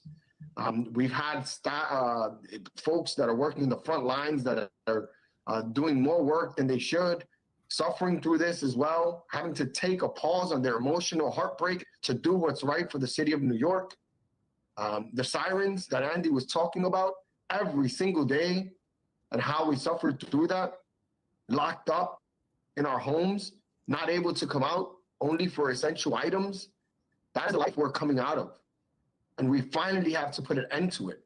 For it's an episode that should never happen again, that we should be better prepared for. And what we're saying today is that we're going to take the first step in this country to let people know that we are going to be vaccinated. We're going to mandate it from the people that are taking care of us, like the Department of Sanitation that I hold dear in my heart, and that I am so grateful for the work that they do every day. So it's about time, because we are exceptional. We are extraordinary. We are New York. So I want to just thank Mayor de Blasio, because this is not easy to do. This is a huge risk that is going to get us the highest of rewards. A city that can go back to enjoying itself, to celebrating, to loving, to being great. So thank you so much, Mayor de Blasio, and thank you everyone that is on this panel. And because I am chair of the So, throughout that time, it was completely arbitrary. Like the corrections department never enforced. My question for you is, you lived in New York City. So hard to listen to. It's horrendous, and it's all fake. We're going to be the first guinea pigs. But we're taking a huge risk. You bet your ass we are. What'd you think about Bill de Blasio's leadership in his 8 years? Oh, God. He's single now, by the way. So, he's what? He's single now, by the way. I wouldn't with a 50-foot pole. You hear me? Worst thing that ever happened to New York City. That is when things started to change in my business. That is when people started moving out. I was getting the calls very shortly after that. I got to breathe. Worst thing to happen to the city. And by the way, celebrating. He said, we want to get back to celebrating. I wanted to get back to work. I didn't want to get back to celebrating. I took the vaccine and I very much felt forced to. I had this once in a lifetime opportunity and I had to get the vaccine too. But how quickly did that vaccine come out? Like 8 months? They developed the vaccine. Do you know?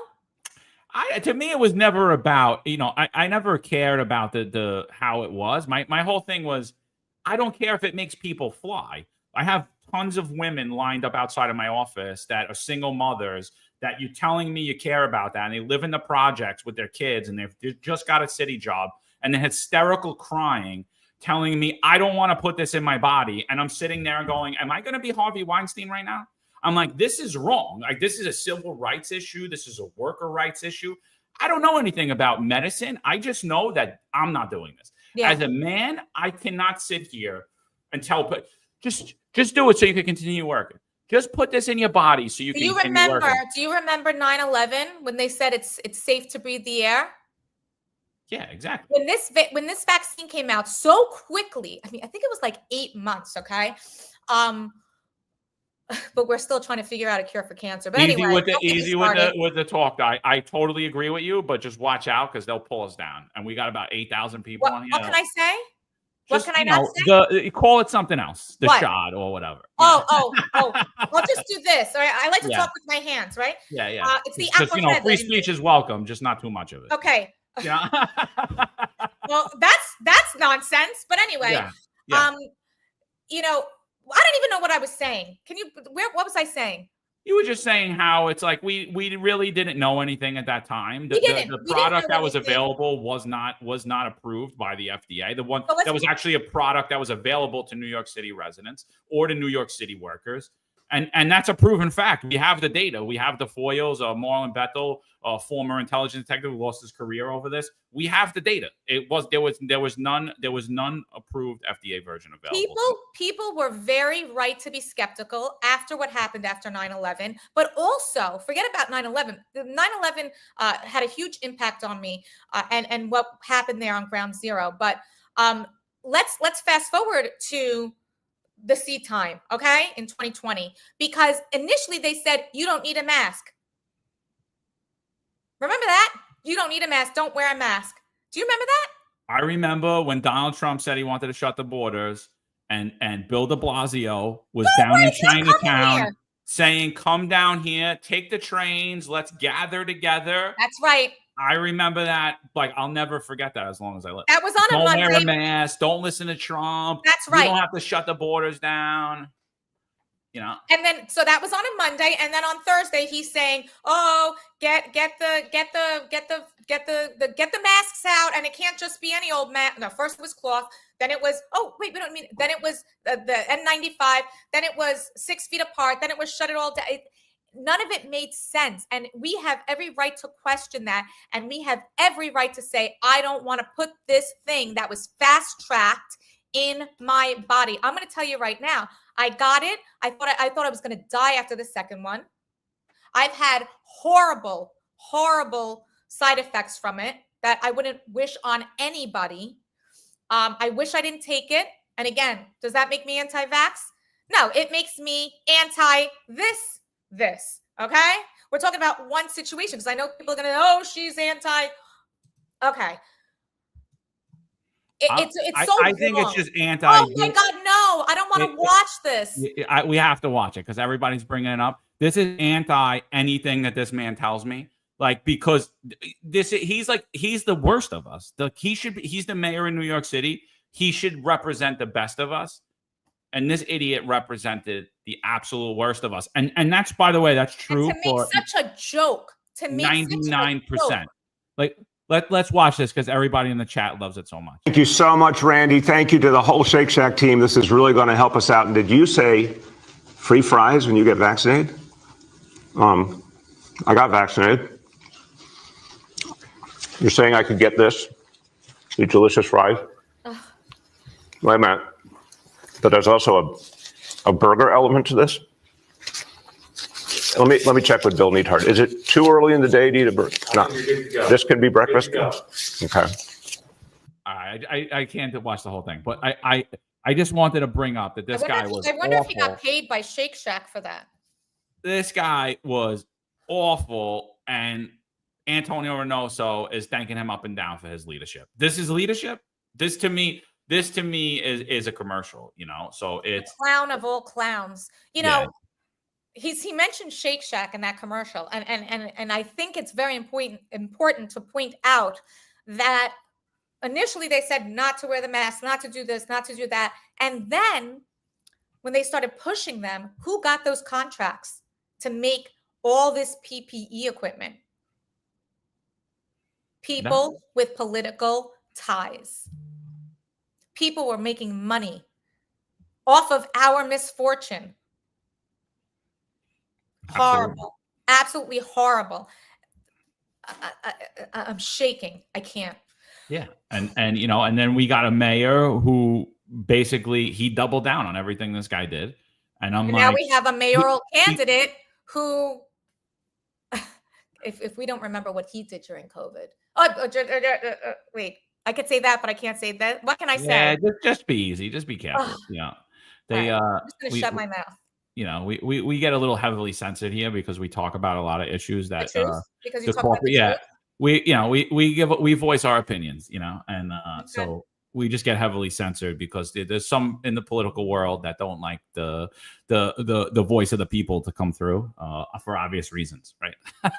Well, you know what? The people have to then seek out the truth, and they have to support the truth seekers and the truth tellers. I think if I'm going to make it into this office, it is going to be 100% because of people who have common sense. I'm not saying anything here on this show that is a political thing. Am I? Is wanting safe streets political? Is wanting clean streets political? Is wanting our children and our elderly taken care of and our criminals punished? Is that political? I mean, or doesn't everybody want to be able to make a living and to be safe and to be, successful and I don't know, have a house or an apartment that they can afford? Is this political in any way?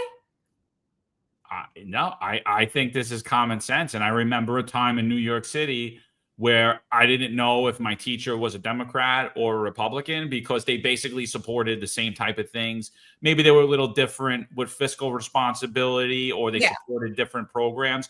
But overall, people wanted to live nice lives, didn't want to be around crime, wanted to help the mentally ill and homeless and the drug addicted, wanted to help the people that were trapped in this crime trend and in these gangs. And now I see, I don't see that currently. And we don't get a lot of strong candidates for, and we talked about it a little bit prior to coming on here. Why do you think most candidates, people that are viable, people like yourself, business owners, professionals, people that care about New York City don't throw their name in the hat?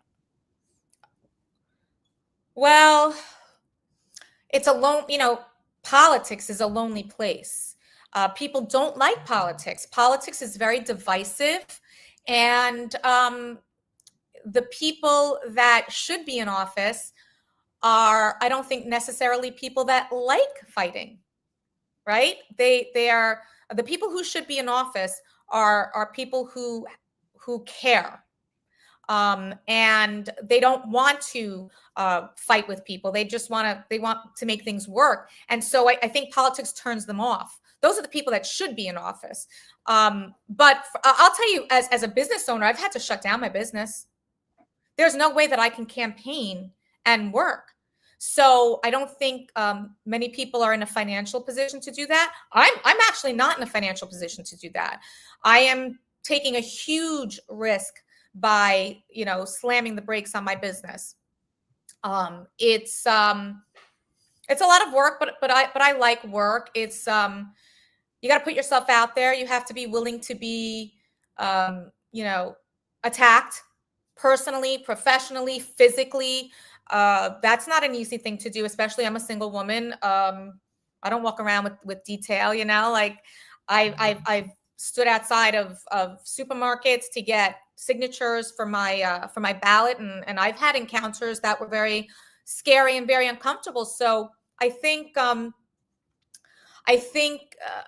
any person who should be in office is just not going to be in a position to run for office because I think they'll have to really put their life on hold, and they'll have to put themselves and their families at risk. I just so happen to be have a small window of opportunity where professionally and personally I'm taking the least amount of risk.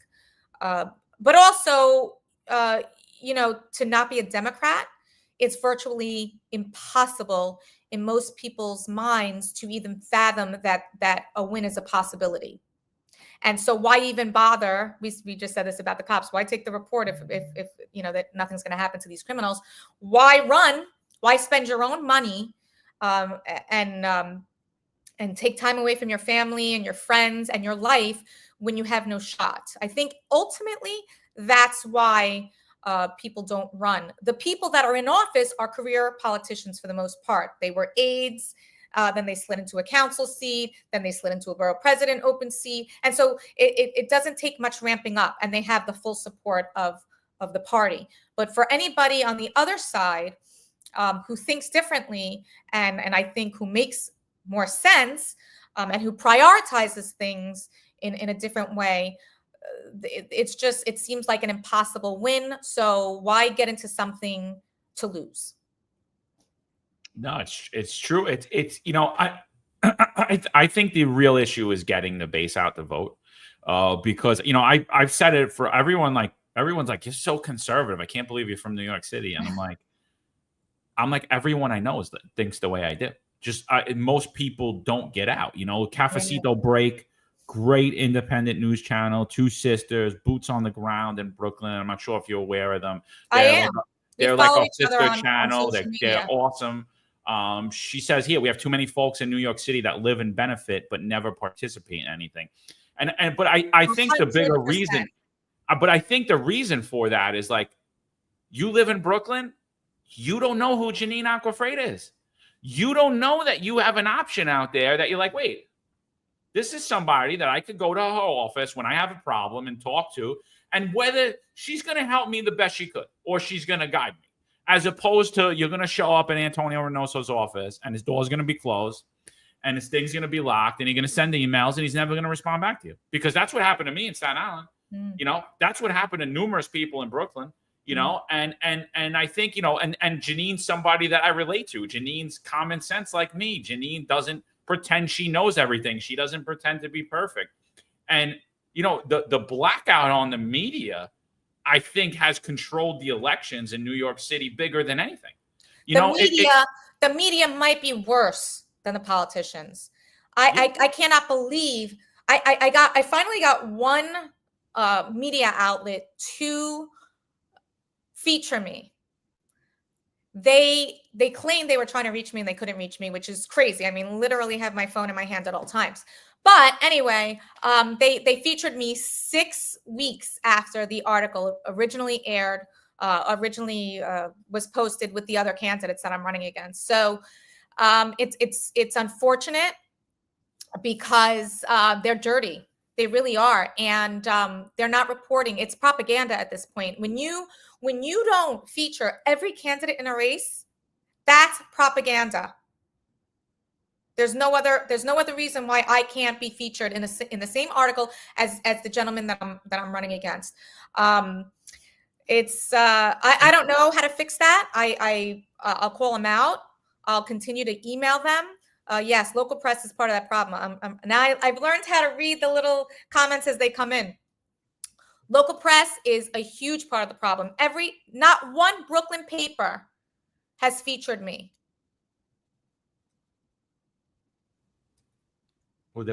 Sorry. Did I lose you for a second? I'm here.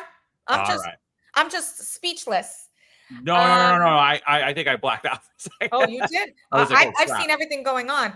Okay. But yeah, they might be worse than the politicians. Well, I think, there is a political machine in New York City.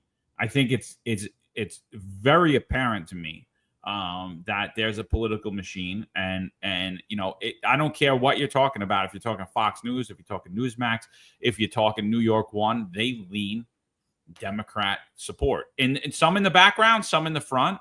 You look at what's considered to be a conservative radio station, 770. His two favorite mayoral candidates are Eric Adams and Andrew Cuomo. It's like he's supporting Cuomo, and I'm like, that's pretty not a conservative stance to me. You don't seem like much of a conservative.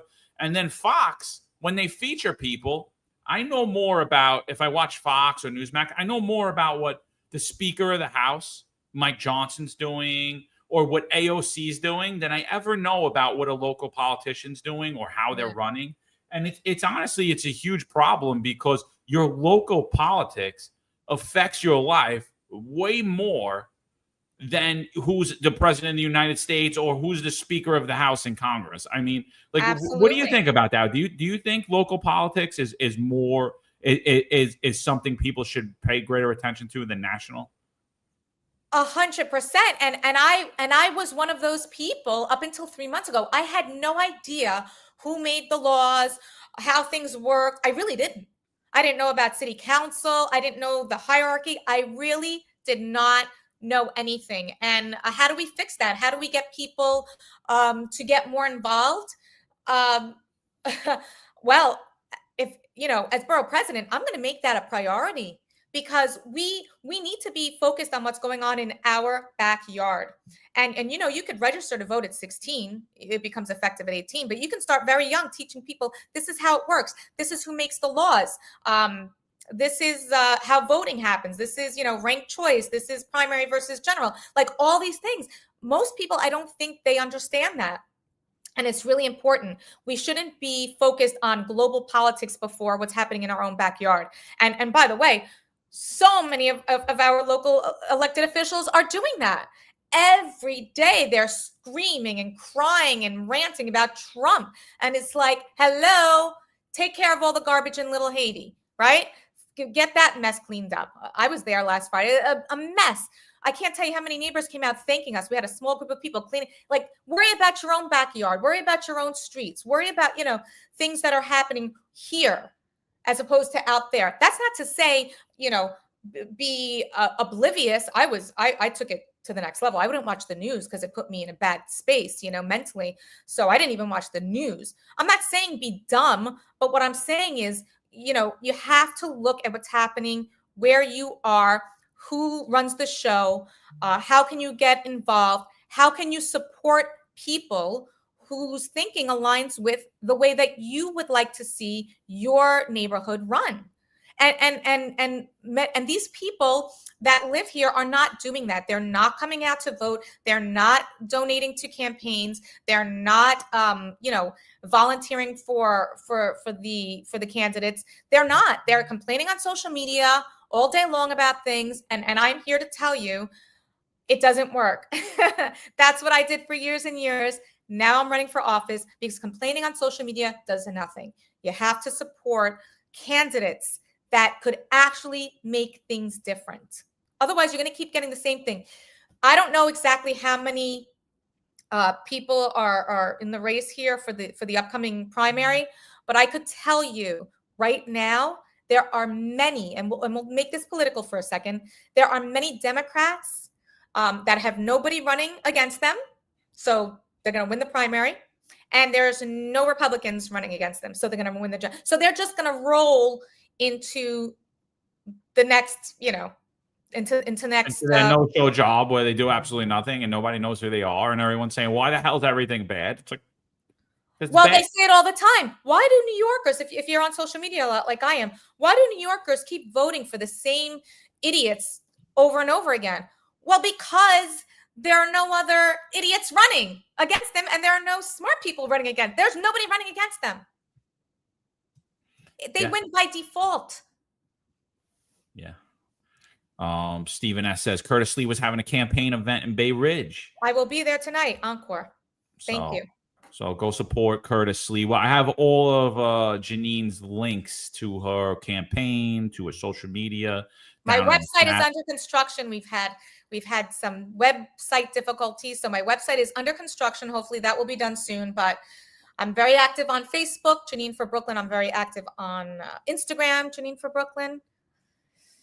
Yes, Twitter is your X handle. I think I put up there as well. Yeah, I'm not a big tweeter. Yeah, see, I think Twitter's powerful. I do. I think pointed. Politicians don't like the new town hall, and it is social media. They don't like being called out on things that pointed conversations, not complaining, saying, all right, this is what you're presenting. What is this going to do? Do you know that there are city council people in New York City that have comments off? Yeah, it's illegal. That is ridiculous. You work for the people. Let's remind city council, you work for the people. If you have social media pages, you need to leave your comments open. You need to hear what people, where their concerns are, how they feel. You don't have to respond, but you need to see what's going on out there. You can't be everywhere. It's crazy to me. Comments I mean, that's what's happening is because they just blacked out. They want to live in their own little safe space. We had the deputy mayor of public safety. He used to be in the NYPD, a deputy commissioner in the NYPD. He took his X account, which is a publicly funded account. He made it his personal account, and he blocked me. And I never even said a word to the guy. So I'm like, all right. I'm like, listen, we did a show. I was like, if you don't unblock us and change your account from personal to private, we're going to seek legal action against you. And he changed it within hours of the show because it's illegal, and they're not allowed to do that either. That's blocking out. They are beholden to the people. That is a publicly funded account. There is no reason that you as a citizen can't have contact with your. And I'm not saying it's easy. I'm not saying it's easy to be, a public servant. I'm not saying that at all.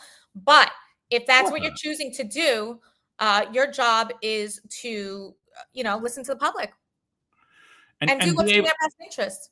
And be able to like, I mean, and let's get it real. I mean, I never met one person in my life, and I don't even know how many people I've encountered in my life that I agree with 100% of the time. So if you're going to be a public servant, you have to be able to withstand people and not, I don't want to say stand up, but conversate with people that you necessarily might not agree with on an issue. That's right. And what happened in the political sphere of New York City is you're not allowed to have a disagreement. If you're against a migrant shelter in your neighborhood, you're a racist. Right. You hate immigrants. If you're against giving out free drug needles, you hate the drug addicted. If you are against congestion pricing, you support traffic violence. This is literally the conversations. It's like you're just name called. Oh, you voted for Trump? You're a Nazi.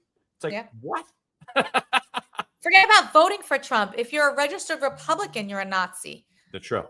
It's ridiculous. True. It's ridiculous. Yeah. Somebody's going to take that as a soundbite now. I should have been careful about saying that. No, I mean, listen, it is what it is. What it is. Believe me, there'll be too many sound bites on here for people. We got almost 11,000 people on here now, so definitely check out. Definitely check out Janine's campaign. I mean, it's very important to highlight local politics. Tim Silver's watching from a cruise ship in Turkey while they're docked. Enjoy. Now, Havana Silsin. Yeah. That means hi, how are you in Turkish? Nice. Yeah. Is it one of my No, favorite? I know I'm not in cahoots with the people of Turkey. I'm not taking bribes. Tim, reach out if you want. We'll contact Eric Adams for you. He'll give us some free dinner. Don't worry, nice hotel rooms. So, well, if we can get all 11,000 people who are watching right now to vote for me, I think I'm winning. Yeah, absolutely. So if you don't live in Brooklyn, but you know people that do, if your mom still lives there, if your grandparents still live there, if your friends still live there, definitely spread the word about Janine Acquafredda, that there is a Republican candidate for Brooklyn Borough President. I always say we got, if you want to take back the structure in New York City, and New York State, it's been politically captured. It's a one-party state, and it's not good for anybody. It's not good for Democrats, not good for Republicans, not good for independents, not good for anybody. Right. And like we need balance, right? Like there are ideas that I have that might not be great. There are ideas that you have that might not be great. But there's a balance there, and the balance needs to be restored. And the only way to do that is by grassroots, local level. And we're starting to do that. So for the failures that I believe happen at not only through the Democratic Party, but inside of the Republican Party as well, I think, starting these grassroots campaigns and having people on here that care about public safety, care about New York City. I mean, that's the way back. I think take them from the legs, restore balance. Yeah. So, anything I missed? Anything you want to touch before we get out of here? I don't know. I haven't been watching those little comments on the bottom. Is there anything that anyone's asking that I should address? We have a ton. We have a ton. I'm gonna enjoy reading that tonight when I'm trying to go to bed. Stephen S says, "Hi, Janine. Looking forward to meeting and supporting you." Thank you, Stephen. Stephen S, great friend of the Finest Unfiltered, Bay Ridge resident. So you got a voter right there, Maybe we should just pull like a Cory Booker and just do this for a few days. I think I can handle it. Yeah. I want how many subscribers do you have? 45,000? Subscribers on YouTube, we have about 15,000. Oh, 15. That's pretty good. Yeah. On X, we got about between my account and the podcast, 17,000. Wow. Well, I mean, we don't have a lot. We're small but mighty, what we like to say. Are we maxing out yet?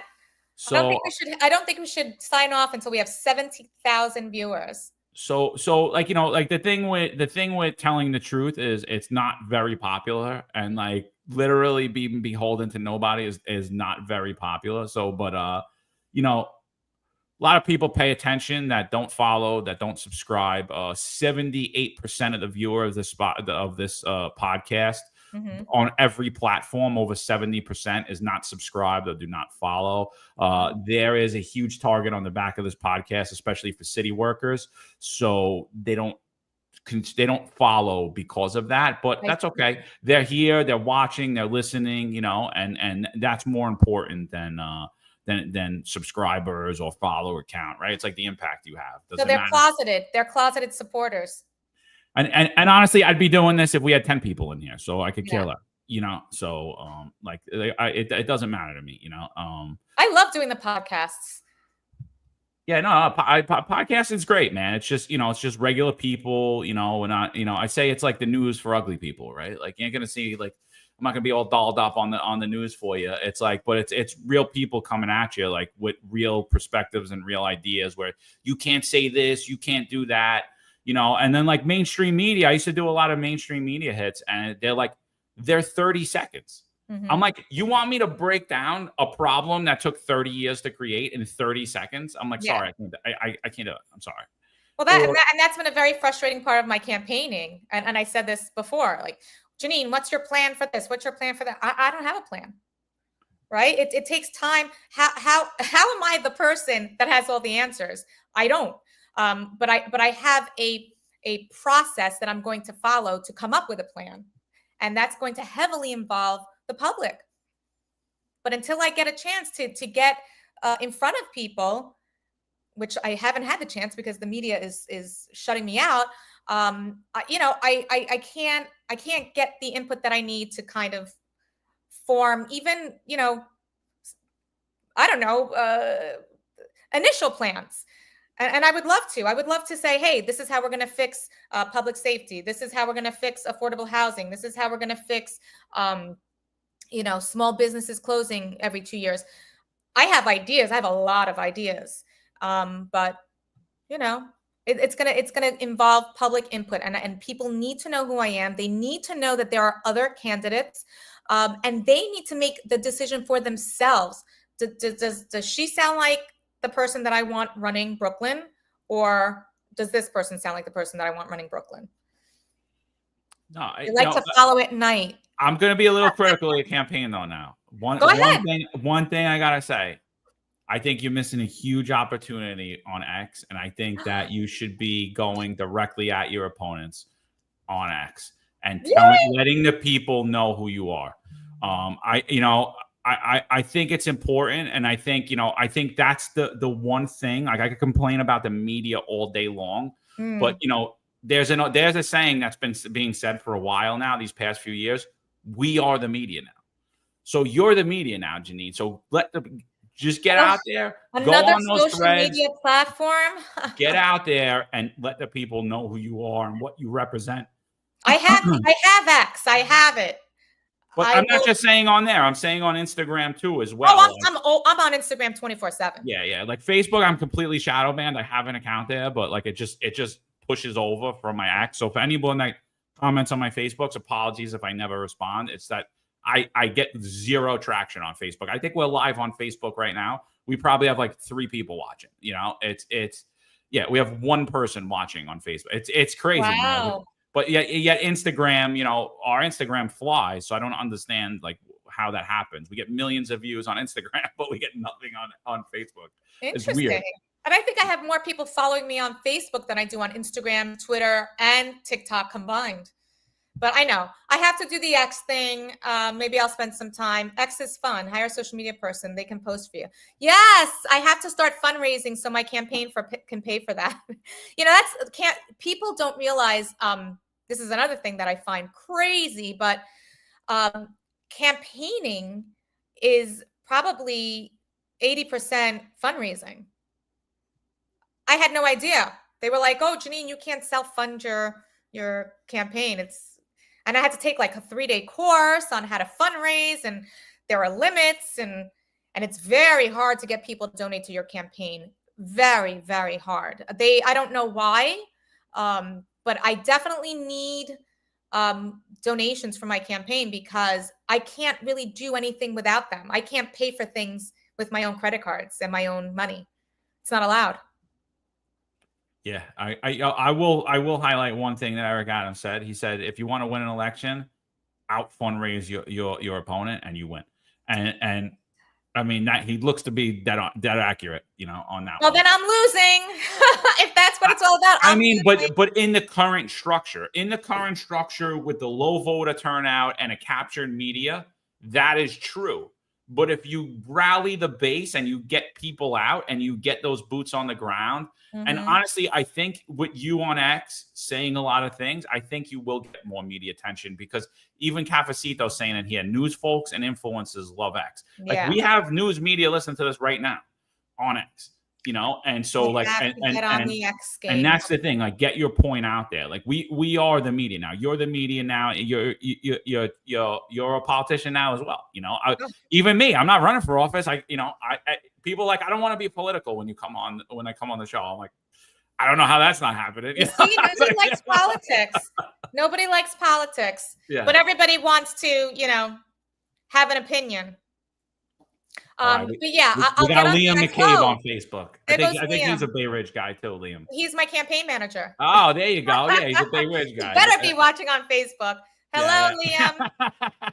He better be. In fact, he better be watching on every platform. I expect that he has his wife's phone, his mother-in-law's phone. Everybody's phone better be out on every platform. That's it, Liam. And you better be on X posting, all right?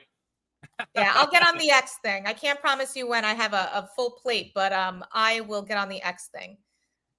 Yeah. So, but if we do have any volunteers to help out on your campaign that are on here today that are interested, that live in anywhere in Brooklyn, who should they contact? Like, where should they go to contact to help out? Whether it's put signs out, knock on doors, fundraise. Yeah, that would be incredible. They can hop on Facebook and send me a message, hop on Instagram and send me a message, and I will get it to my campaign manager. We need all the help we can get. And again, I do have 1 or 2 volunteers from time to time, but in order to start paying people to help with the campaign, we need donations. So just reach out to me. I'm pretty active on social media, Instagram and Facebook. Send me a DM. I'll see it and I will definitely get back to you. Oh, and yes, there we go. Doing campaign manager stuff. I have a fundraiser on May 27th at 6 p.m. in Bay Ridge because it looks like you have a lot of Bay Ridge people watching. Well, I was born in Bensonhurst. I grew up on 68th between 20th and 21st. So I didn't know that. Yeah.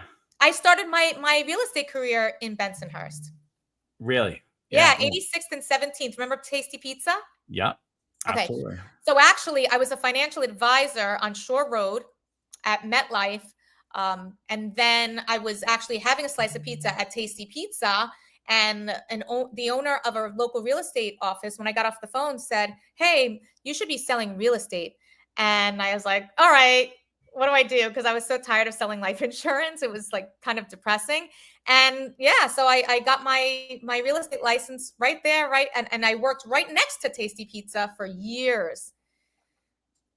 So Janine campaign manager Liam says her email, Janine for Brooklyn, FOR @gmail.com. If you want to help out, you could also call Liam at 202-834-0594 if you want to help out. So for all your Brooklyn residents, you want to get involved in the game, you want to get in the politics. And listen, it's realistic. Everybody's got work, everybody's got kids or their life, but helping someone even an hour, like, hey, I could give you an hour today, or I could give you an hour tomorrow. I mean, it goes a long way, It really does. And it could, it could really change the dynamics of the political spectrum, not only in Janine's race, but in multiple spheres across New York City. Yeah, we have a lot of great candidates running under the conservative lines and the Republican lines. Really great people. So I would encourage everybody to do some research on who's running. Yeah, I know. We've been getting as many people as we could get on. We recently had Elijah Diaz on here for city council. I saw.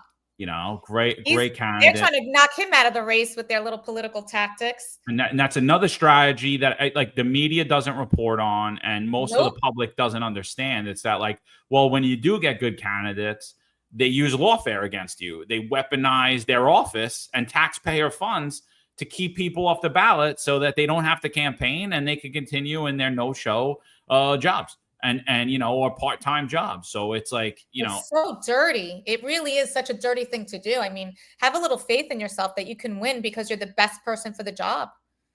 Yeah. Stephen S. says, South Brooklyn Republican red. Nicole Maliotakis, only Republican congressperson from NYC. Made phone calls, went door to door for her to defeat Max Rose. We did it. Absolutely. And that was he had a lot of money, Max Rose. He had way more money than Nicole Maliotakis. He was getting funding from all over the country. People like to say that Pelosi's his aunt. I don't know that that's true or not. I don't know that that's true or not, but he's obviously big up in the political game, and he had millions of dollars. I still remember the ad. Nicole Maliotakis is a fraud. And And people were able to overcome that. He marched in a defund the police rally in front of the 121 precinct. And she had that one commercial, not a lot of money, and she beat him. She took it out, and she's still running in Brooklyn. I need those same people to help me out here. So, and that's the thing. So that's the media, it is what it is. And that's why I say social media is big. It garners media attention, and it garners attention from the people in the places that you want. So if you're talking about Brooklyn, it's going to bring people from Brooklyn to you. So, that's why I say that, there's a lot of hate on there too. I don't know if you could see everything that's in the chat, but there's a lot of hate on here. There's a lot of guys that like you on here. And then we get a lot of haters. It's mostly towards us. Not everyone's going to love you. Not everyone's going to love you. And that's fine. Yeah. Everybody is entitled to their opinion. Love me, hate me. I'm still running. No, yeah, I think, and that's what we need. We need confident people who care about New York City. You're one of them. You want to change for the better, and not only for you, but for the people of Brooklyn and the people in New York City and anybody who visits Brooklyn. Brooklyn. It's funny to me like how Brooklyn actually became a tourist attraction. I love it. Like watching how the transformation of downtown Brooklyn. Like my grandmother lived in Sunset. And all those buildings were basically like abandoned warehouses. Now they're all little little Dumbos, or they have the Brooklyn Nets have their facility down there. Yeah. And that brings me to a very important question. It's very important, and it's gonna matter a lot to New Yorkers. Brooklyn Nets or New York Knicks? Oh gosh. Oh gosh. Why would you do this to me? This could make or break you right here. I gotta tell you, I'm not really a basketball fan. Is this gonna make me or break me? You know what? I don't care. I can't choose. I can't choose. I'm not choosing. If it's a New York team, I'm supporting them. I'm the same way with on Monday I'm wearing a Mets hat. On Tuesday I'm wearing a Yankee hat. Right. Call me a flip flopper. I don't care. I'm a New York fan. But you're not a Boston or Phillies fan, right? I was in Boston for business about 6 months ago. It's on my Instagram, my personal Instagram, and I wore a bright red New York Yankee hat out for my run. I thought it was funny. When I tell you, I thought I was going to have to call the Boston PD. I feared for my life. The looks. They are such sore losers. I mean, their city's much cleaner than ours, but it's a lot smaller though, too. And it's a lot colder too. So you can't live out on the street there either in the winter. You'll die. Well, I don't know. Anyway, Boston has no sense of humor whatsoever. So New York all the way. Sorry, it's Knicks and Nets even today. Make me change my mind. I don't know. Well, tonight we're going up against Boston. You going for the Knicks? It's Knicks versus Boston? I'm sorry. We just beat Boston. It's Knicks versus Indiana Pacers tonight. Yeah, no, we just beat Boston. Indiana. You had Boston on my head. We're Knicks versus Pacers. You're supporting the Pacers. You're supporting the Knicks tonight, 8 p.m. Of course. All right, so that's it. And if the Brooklyn was there too, obviously I'd be supporting them too. They're a newer team, Brooklyn, right? Like they were the New Jersey Nets. They just came to Brooklyn. Oh, I love going to the Nets games. And I think we had a really good team like 2 years ago, didn't we? I was at like a game a month. So I recently went to a Brooklyn Nets game also during the season. I've been to their arena, the Barclays, a bunch of times. What do you think of the Barclays Center? It's weird, It's like in the ground. It's like a weird arena. It's something I've never been in. I don't hate it or I don't love it. I mean, the parking over there is miserable. But great, I have all my friends. I usually Uber there, or I'll take the train. I'll drive to Bay Ridge, find some horrendous parking somewhere, and then take a train down there. But it's horrendous. I don't recommend anyone ever driving down. My friends are all texting me, what the heck? Knicks. Apparently I gave the wrong answer. Everybody's saying that I should have said Knicks. I don't think you gave the right. Listen, I'm a Yankees fan, but if the Mets are in the playoffs, I'm going for the Mets. I want New York to win. I don't care who we're playing. I don't care if it's the Mets, the Yankees, the Knicks, the Nets. I just want New York to win. I really do. I want the city to win. I want the state to win. Yes, I'm biased. There's no better place in the world, even on our worst day, and we are probably on our worst day. So wait, I'm getting conflicting information. Nets. See, just be a New York fan. Make life simple. Yeah, that's it. I mean, that's it. I just brought it up just to have fun. There was no win or lose answer. You just wanted to stump me. Yeah. You wanted to make me sweat a little. Jeez, man, it's too early for this. So I think the first time I saw you, a mutual friend, Mike Freed, had recommended. He said, "Hey, you guys should have." Unfortunately, Eric's not here with us. He'll be back in a couple of weeks. But he's like, "You guys should have Janine on." But then I listened to you at a Kings County Donald J. Trump Republican Club. Great club. Like, what'd you think about that club? Like, I thought it was like it really like reinvigorated, I think, the voting base in New York City. I think it's the first new political club in over 30 years in New York City. Like, how was your experience going to that club? Yeah, so they were the first people to invite me to speak. Actually, that's not true. You want to hear a funny story? A Democratic club in New York was the first club to ask me to speak, and I said absolutely. Let me know when, where. I would love to. Just please let everybody know that I'm a registered Republican, and I'm the endorsed candidate for the Republican and conservative parties. And he said, "Oh, okay, forget it." Because he has been listening to me and my ideas for years and years and years. He just assumed I was a Democrat. Because I don't really talk about political things. I talk about like basic, bread and butter stuff. Like, I want to be safe. I want people to succeed. I want, us to all to be good, blah, blah, blah. So anyway, after that, I was disappointed. But after that, I was approached by the Donald J. Trump Republican Club. I had never, ever been to a club before. So I didn't know what to expect. And, it was the gentleman who's running it. His name is Jim Wagner. He is a former Democrat, very, very passionate about changing things here in Brooklyn and making things more balanced. As you said, he doesn't want a one-party borough, a one-party city. And I was very surprised of how few Republicans were there. It was a lot of independents, a lot of Democrats, some Republicans, and everybody had the same basic, like they all had like the same desires for a foundation of Brooklyn that was safe, financially sound, where people are independent and not reliant on programs and handouts of others. They wanted to see their kids protected. They wanted to see their elderly protected.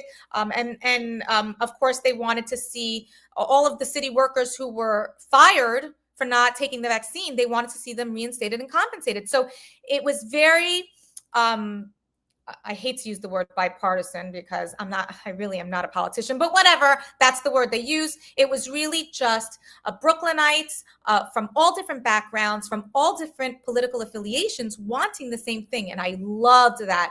I was a little nervous that it might be like, like if you could imagine a Donald J. Trump club, Republican club being, I wasn't sure what to expect, but I was a little nervous. And it was absolutely such a wonderful gathering of like-minded people that were not, one party. And it was really, and also different. I met so many young people, much younger people than I expected. And just a really nice range of racial makeup, men, women, young people, a lot of young people. And the most wonderful thing about it was that they were all invested in their community. They all wanted to see things be better. They were willing to take, and it was late. I mean, we ran until like 9:30. After work, they showed up, they gave back, they were committed, they are involved. And that's the kind of people that we need here. We can't have people, and I was this person 3 months ago. I did not get involved. I did a lot of charity. I did a lot of community support stuff, but, primarily just by giving money. Once in a while I would show up, clean up a street. I used to run races for the homeless. And I do a lot of, events for animal rights. And, I walk dogs and I protest and I show up in court and stuff, but I wasn't doing enough. I really wasn't, especially as a business owner in Brooklyn. I just wasn't doing enough. So yeah, that was my very long-winded answer. It was a wonderful experience. I was very pleasantly surprised. No, I think it's a great club. Full disclosure, I'm a member and I'm not paid. I'm a member, even though I live in Florida. I'm a member of the Kings County Republican Club. I'm not paid to say this. Go join the Trump Republican Club. Jimmy Wagner is actually my attorney. Oh my Great goodness. I didn't know any attorney, of this. great guy, real true patriot, true American. And, I think that, to me, I also, another great candidate, Athena Clark, Yes. also running, great candidate. Again, someone not very political, who's now had her life affected by politics, who's jumping into the race. Definitely check out Athena Clark as well. I heard her speak there as well. But I mean, she's a the founding name- member. And you pointed out something. Athena Clark is not a politician. Elijah Diaz is not a politician. Janine Acquafredda is not a politician. We need more non-politicians in office. You don't need to be a politician to know what's right and what's wrong. You just don't.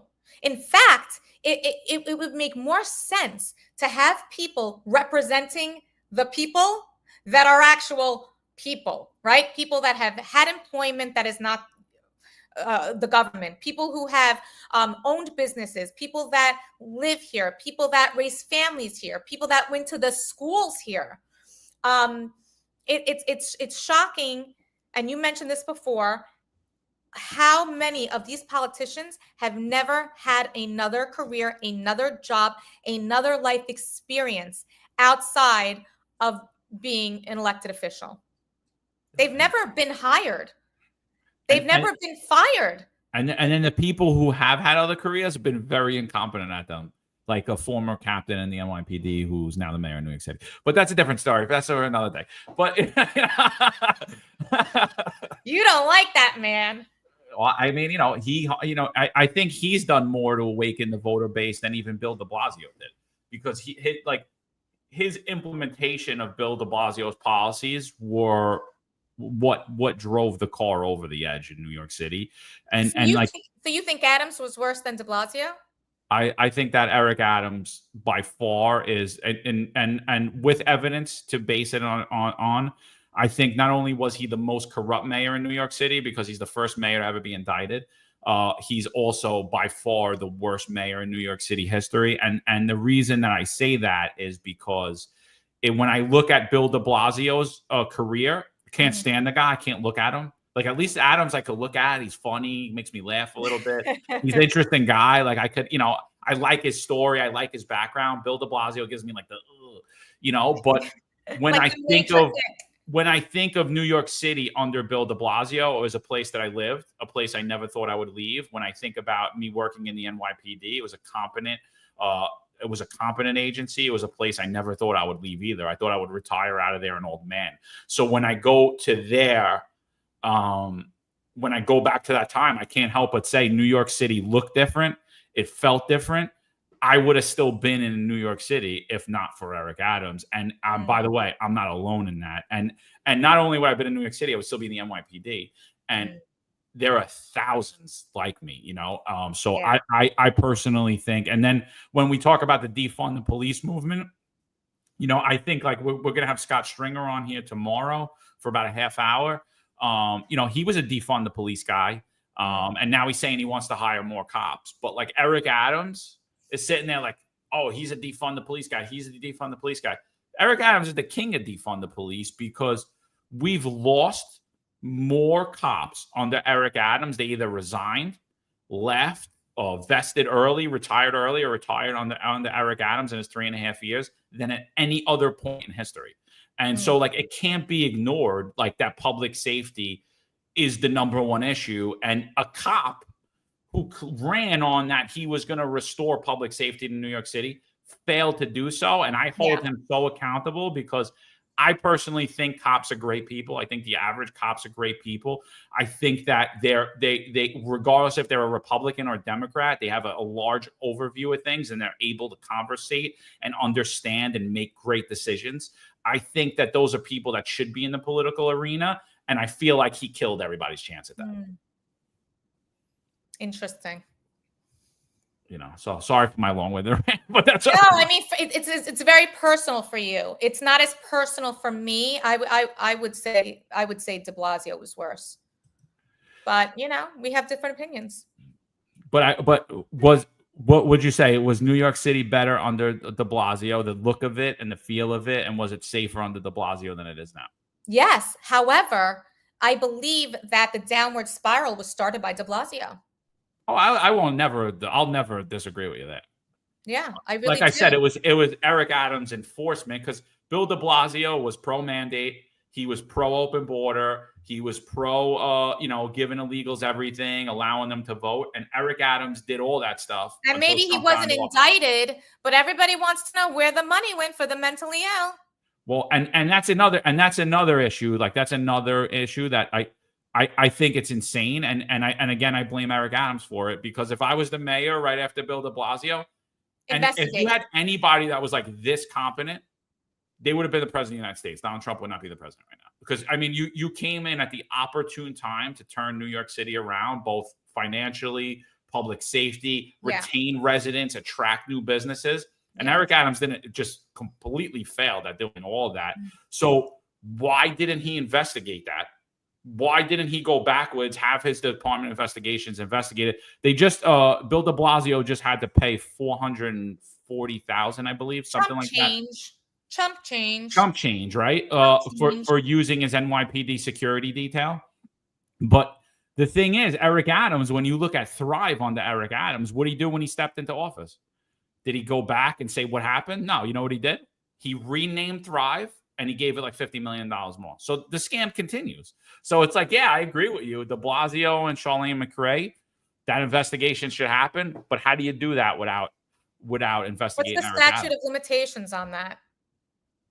I mean, honestly, there shouldn't be one, but it's probably about 7 years. There shouldn't be one because it's hundreds of millions of dollars we're talking about, but unbelievable. Probably about 7 years, and so, like, to me, it's like, I could go on for days about it, but whatever. Well, I missed my 10 o'clock, so we can go on for a few more hours if you want. No, I'm sorry. No, go. No. This is more important. It really is. I was trying to get you off before. You wanted to stay on. We got 12,500 on here right now. I don't know if we're gonna hit the 17,000. Yeah. How many do we have? I want to hit 17,000. No, we're at 12,500. Come on, guys, get all your friends to log on. I will not stop talking till we're at 17,000 views. No, I can't. I got things to do. Oh, you gotta go? All right. I got things to do. I'd love to. Listen, honestly, it's great talking with you. I like Thanks real for people. having me on. I like when real people run for office. That's why I'm a big fan of Athena. I'm a big fan of Elijah. I'm a big fan of energizing the base. And that's what the Trump Republican Club, because like this podcast, we let anybody on. We had Zohran Mamdani on. I watched that actually. He filibustered me and Eric. He got us. He asked us a question and he ran off. Unbelievable. But like, we let anybody on the show. Are you going to have him back on? Because I saw that he ran off quickly. He said that he was going to come back on, but let's see. I mean, our next questions are about, after he got off, he wants to remove SRG. And he said that he was going to use the NYPD to arrest Netanyahu, which they have absolutely no authority to do. Even if we were aware of crimes that he committed overseas, there's nothing that we can do. So I'm just curious, like, where that's coming from, This is why I'm so careful and thoughtful with my words. Maybe not on a podcast, and I really should just stick to like prepared speeches, because they call me unscripted Janine, and she can get a little bit dangerous, but I like to be careful about and very thoughtful about what I say, because I never want to say things that I cannot follow through on. I'm going to be I'm going to be the under promiser and over deliverer, if you will. And these politicians, they just overpromise and underdeliver. And I saw a little bit about this Mamdani guy, Mamdani. I cannot. Yeah, Mamdani or Mamdani. Mamdani. Anyway, so free supermarkets. Okay. What do you think that would do to private supermarkets, small business owners, small delis? Oh, well, first of all, it's going to kill them, right? But free. So the government's going to run. Is that what he's proposing? Government's going to run free supermarkets. So the government's going to tell me now what I can eat. Oh no, and price control. They're going to price control like they did in Stalin's Russia. It worked out great. 30 million people starved. It was awesome. Yeah. I don't know how they are able to run supermarkets, but they can't run prisons. I really need to understand how they're good at running some things, but not running good at others. Because from what I'm seeing, I don't think they're really good at running anything. I don't want them dictating what I get to eat and when I get to shop. I really just don't. It's a very scary thought. And while it may sound great, and this universal health care, universal, I pay $1,000 a month for healthcare. Nobody wants free healthcare more than I do, right? But the reality is, it's probably not going to be a reality.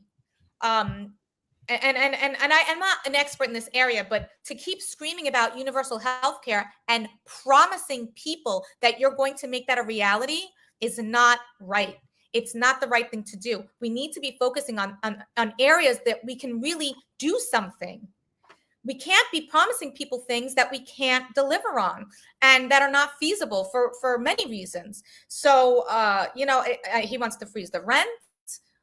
I might be wrong about these things. I'm not really following him, but I do know about free supermarkets, freezing the rent, free universal health care. What else? Free transportation, but just on buses, right? Not subways. Free everything. Free everything. Free everything. Shout out to Catsimatidis. I beat Catsimatidis up usually. To pay my bills. I beat Catsimatidis up a lot, but like a shout out to him because he said, "I'll give you one of my supermarkets. Show me how this works." And the campaign never responded. He said, "I'll give it to you. Let's go for a month." If Mr. Catsimatidis is watching, instead of offering Mom Domney a free supermarket, offer me some airtime on your radio station. You hear that, Sid? Right? So instead of getting your talking points from the podcast, John, Greg Kelly, Roger Stone, All of them. Right? Sal, hit up Roger. Let's get Janine on that, right? Forget about the free supermarket loan. It's not going to work. No, but the thing is, like, are they even going to be implemented? It's like, it's just over-prom. Like you said, it's over-prom. Everything's going to be free and nothing's free. Exactly. Everything's going to be less expensive, but everything's going to be more expensive. Everything's going to be safe, but nothing's going to be safe. It's like, and I laugh at, like, I'm going to hire 5,000 cops. I'm going to hire 3,000 cops. I'm going to hire this. And I'm like, how are you hiring these people? Nobody wants to take the job. Like, who are you hiring? What are you talking First of all, nobody wants to take the job, okay? And why are you going to hire more cops when they won't take reports or they can't put people behind bar? I mean, like, what's the point? Yeah. Who's Anthony Cunha? Anthony Cunha has the pull to put Janine on WABC. Anthony Cumia. Remember Opie and Anthony back in the day? Sorry. Cumia. Remember Opie and Anthony back in the day? So Anthony Cumia, he started before my time, buddy. So he started his own like podcast network, Compound Media. But now he's on WABC a couple of days a week now. They just got him back on. So he's on X too. He follows us on X. Anthony, if you're watching, hit up. I know, I gotta do the X thing. So I gotta get on X. I'm telling you, it's the town hall of ideas. I'm telling you, it's I'm not saying go on there and bitch. I'm saying go on there and point things out and point to things. No, you said go on there and bash my opponents. That's what you said. Well, you should say. Now, when your opponent's sitting there and saying he's pro public safety and he cares about workers' rights and he cares about due process and he cares about protecting illegals, well, why didn't you care about protecting New York City residents? Why didn't you care about Brooklyn residents? Why do you care about due process for illegals but not for Brooklyn residents? And those are the things they never hold up to. This is why people hate politics. This is why people hate politics, because politicians say whatever they think you want to hear, and they promise you things they don't deliver on, and they flip-flop. Now, I'm all for, having some experience and speaking with different people and changing your way of thought in time, right? That could happen. That could absolutely happen. But that's not what we're seeing in politics. We're seeing tell the people whatever they want to hear. Tell them what you're going to do that you can't even do. And now this is trendy. Go there, change everything. It's so obvious. I mean, they really think we're stupid.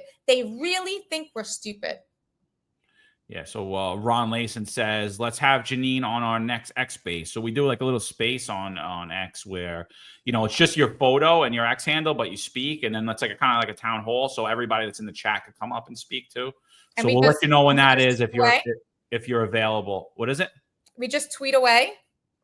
No, we actually talk. It's like a podcast without video, and it's just like your Twitter handle, and then like. So, but we let everybody come up and like speak for a couple of minutes and all that. So it's more interactive than just than just like the comments coming up. Dark Side of the Moon says, "Can you sell my co-op, Janine?" Absolutely. Where is it? As long as it's in New York, I can. Yeah. So it's like exactly. Stephen S says it's like a town hall. It's like a virtual town hall. That sounds fun. We could do that. You just tell me when. I'll make the time. Yeah, it's good. They're fun. We like to do it. Sometimes it gets a little off, but we control it well. When any crazies come up, we're like, all right, we got you. Thank you. Bye. But it's good. It's good to get. I haven't encountered too many crazies, I have to say, which has been nice. I've mentally prepared myself to have a lot more personal attacks than I've gotten. But, it comes with the territory. I think it's really important, whether it gets unhinged or whatever, to be visible, to be available for people people are frustrated. People are upset. People are struggling. It's important to hear everyone. Yeah. And that's the other thing. It's like, well, you're kind of like, depending on how much you're able to fundraise and how could you fundraise without that media attention, and they know that. Right. Unless you're really connected in the game and you have a lot of boots on the ground and you know a lot of people across all 5 boroughs. And most people don't, because you're usually landlocked as to where you're running your business or where you work in and, where you live. Unless you have that broad range with all the business, it's very hard to fundraise without the media attention. And in my situation as a realtor, I have moved everyone, including my family and friends, out of here. It's been so challenging. It's like, oh, wait, I need 100 donations from Brooklyn. And I think it's like the threshold for meeting the matching funds, which a lot of people don't know about. It's like you need 100 Brooklynites and $55,000 or something like that. And it's like, okay, I have to make a list of everybody that's in Brooklyn. Well, they all moved out. So many people moved out. And this is, part of the reason I'm running. And then you're not on the media, so the people don't know who you are. You're not fundraising well, and then that doesn't get you on the debate stage. And then your only option is to take it back through social media, through the smaller podcasts and the independent media, like that. The Cafecito breaks, the Finest Unfiltered, like things like that, like.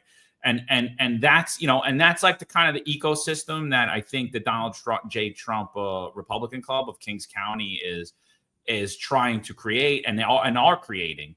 And it's necessary to make New York City great again, make Carroll Street great again, make Court Street great again, whatever, everybody was saying on here, like, it's. Why, what's wrong with Carroll Street and Court Street? I saw that comment.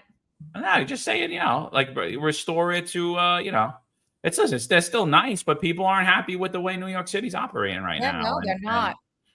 I'm sure they're not happy with the parking on them. Parking is like so many problems. I spoke at this club down in Fort Greene the other day, and the nicest group of people ever. But I'm halfway into my speech and a lady yells out from the back and she goes, Janine, I don't care about all that. How are you going to save the Black woman? And I looked at her and I said, are you talking about gentrification? And she says, yeah, they're trying to erase us. Gentrification is such a problem. And it's something that it's here, it's happening, but it's causing such heartache and heartbreak for native Brooklynites, for the people that are struggling, like really, like putting themselves in horrible positions to stay here. It's really sad to see. And it's something that, we could talk about parking and bike lanes. This is all part of the gentrification and these women were like, we don't, and I said, this is what's happening. This is how gentrification happens. And this is how you stop it. And none of them wanted the bike lanes. None of them wanted, congestion pricing. None of them wanted, all of these big improvements that are not impacting them. The people that have been here generationally too. These are people that own their homes and their parents own the homes. They want to keep the homes, but now they can't because of gentrification. So, you could say Carroll Street and Court Street, they're still great. And things are, gentrification, there's a price to pay. Like, there are good and bad things that come out of gentrification, but the people being impacted by this are the people who have been here for many, many years, for generations, and that are trying to stay here. And if they keep trying to stay here, they are at real risk of losing their homes. Yeah, I mean that's what's happening, right? People that New Yorkers, they're being shut out. Their politicians aren't talking to them. Their politicians are beholden to big corporations. These big buildings are coming up. You can't own. They're all leased. The leases are phenomenal amounts of money. I mean, the average price, I think, of an apartment in New York City, and I'm not talking about a nice apartment. I'm talking about the average price of an apartment is $5,000 a month. And these are not, and who do you think is renting those? Do you think those are people that were born and raised in Brooklyn? Absolutely or in New York City for that matter? There are people from Ohio that are coming in here with socialist ideologies and all these other ideas. And they're like, New York City's safe. We don't even need cops here. Everything's great here. It's like, yeah, bro, you should have been here in the 80s. Yeah, you've been here for 2 minutes. Everything is safe. And they're like, oh, New York City's the best, but we don't like all the cars. Can we get some bike lanes? Oh, New York City's the best, but we don't like that coffee. Can we open up a matcha place? Oh, they come here because they love it, but then all they want to do is change it. No, yeah, that's exactly what's happening. But by the way, those are the people that have taken over city council. Those are the people that have taken over the state assembly, the state senate, coming for Congress seats. AOC is the congressperson for the Bronx. I mean, she was never in the Bronx. She's not in the Bronx now. The Bronx and Queens, she was never there. She's Sandy from Westchester. She comes in, she throws on a different accent, she runs, and everybody's like, oh, yeah, no, yeah, she's right. You ain't, you're not AOC from the Bronx. You're Sandy from Westchester. Like, come on. But there's something about the AOCs and the mamdamnis of the world that are, they're good at getting attention.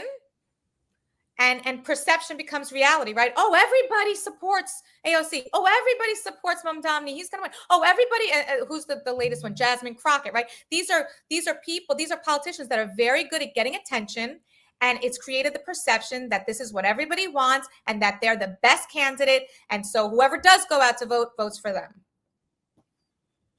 Yeah, no, absolutely. And the media loves covering them because they're good talkers or whatever the case may be. They're clickbait. Is that what they call it? Clickbait. They say things. They have these sound bites. They garner attention. They're controversial. Well, and they're backed by the big money. Mamdani, I think his mom did produce Slumdog Millionaire and produced The Lion King. I think he was on The Lion King. AOC, You're just making that up. No, I'm not kidding. I'll tell you something about the money. It's very interesting to see who backs these candidates, and it's actually very easy to see. If you go to Follow the Money, there's a website called Follow the Money. You can actually type in the candidate's name. You can see who's backing them, and you could see who they essentially work for. Right? When you have tons of donations coming in from developers, you don't have to know what their policy is. When you have tons of donations coming in from, hospitals, you don't have to see where they put their funds. It's very easy to look at who's supporting who financially. And because these candidates know that they're going to want to run again, they can start their fundraising, I think, as soon as they get into their current position. Like, I know that I started campaigning 3 months ago. I started fundraising 3 months ago, 2 months ago. But the people that I'm running against, they've been fundraising for years for this election. And they're getting money from people who I'm sure they have either supported in the past or are going to support in the future. It's not easy to kind of see what's going on there. Everything is legal, I think, right? But this is a problem, I think, also with the Campaign Finance Board and the way things are done with elections. This is also taxpayer money. Yeah, I mean, and for every dollar that I raise, I get 8 city dollars. Or don't if you don't have the apparatus to get to the matching funds. Then I get nothing. Yeah, exactly. But these matching funds go on and on and on. I mean, this is taxpayer money. That whole thing needs to be looked at, overhauled, I should say. But not my job and not my place. But it's definitely a machine. It's definitely a money game. Follow the money. So 2.7 million residents of Brooklyn. Mm-hmm. Antonio Renoso wins the last election for Brooklyn Borough President with 235,118 votes, which is a small fraction of the 2.7 million in Brooklyn. Kind of hard to determine how many registered voters are in Brooklyn. There's about 4.7 million registered throughout New York City, which I say is way over 8 million. It's probably it's closer to 10 million. Mm-hmm. But I honestly think it's a very achievable goal. 235,000 votes out of 2.7 million. Well, I do too. I wouldn't be running if I thought I was going to lose. I'm not in this to lose. So listen, we had 13,000 people on here today. Spread the word about Janine Acquafredda. Check her out. Follow social media. Go over to her campaign. Reach out to her campaign manager. Anything before we run, we're going on 3 hours. A lot longer than most candidates, I'll tell you. Normally, we keep the candidates on like an hour. Audience really liked you. I know everybody liked you. You're fun to talk to. I'd love to see you as the Brooklyn Borough President. And I'm sure most people of Brooklyn would. And anything you want to hone in on before we get out of here? I just want to know if 13,000 is the most you've ever gotten. No, I'm sorry. You beat me. No, for a candidate, maybe. I'll take it. For a candidate, maybe. We talk about a lot of controversial issues, so sometimes we get a lot more, I'm not a controversial person. I'm not a mudslinger. I'm not going to take the first punch. I'll take the last punch, but I'm really here because I think I can do a better job than what's being done. That's it.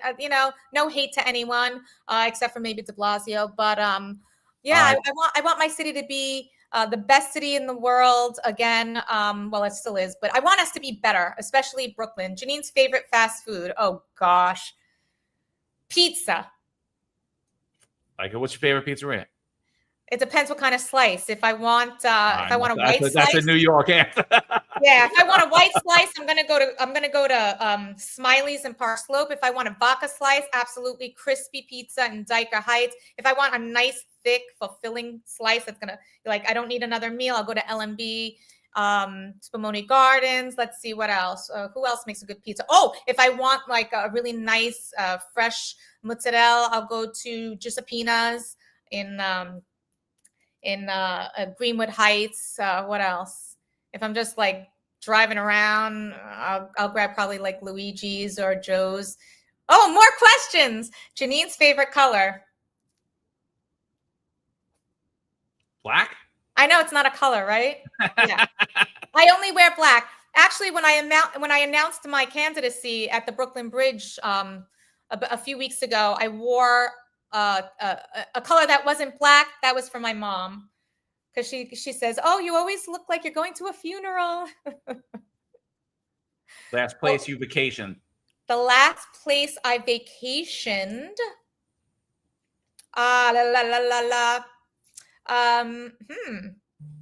It's been a while. Probably St. Lucia.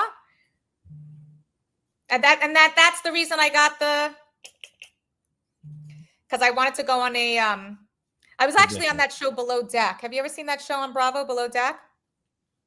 Yeah, so in order to go on that yacht, you had to Also, you're a reality TV star then too. Check out Below Deck with Janine Acquafredda. I've actually done a few reality shows. I've done House Hunters a few times on HGTV. I did Below Deck.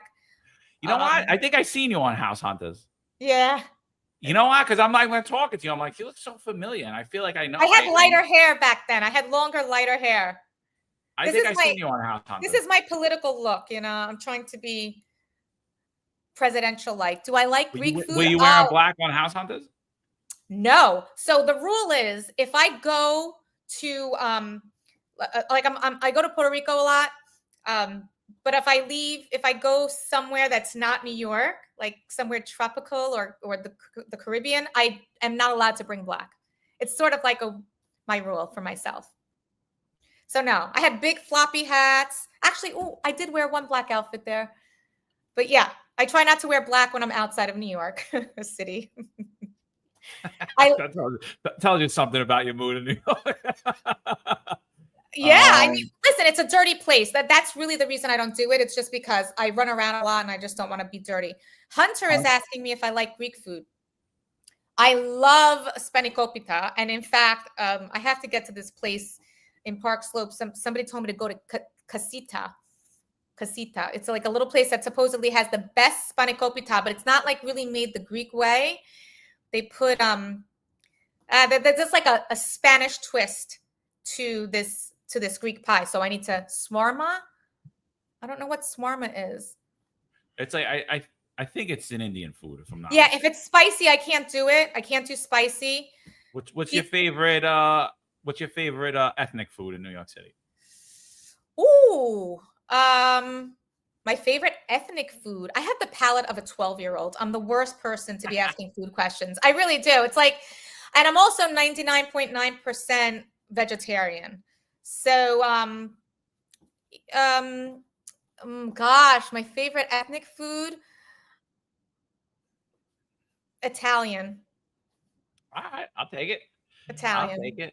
Dark Side of the Moon's asking where do you order Chinese food, but don't answer because he's creeping. He probably just wants to find out where you live.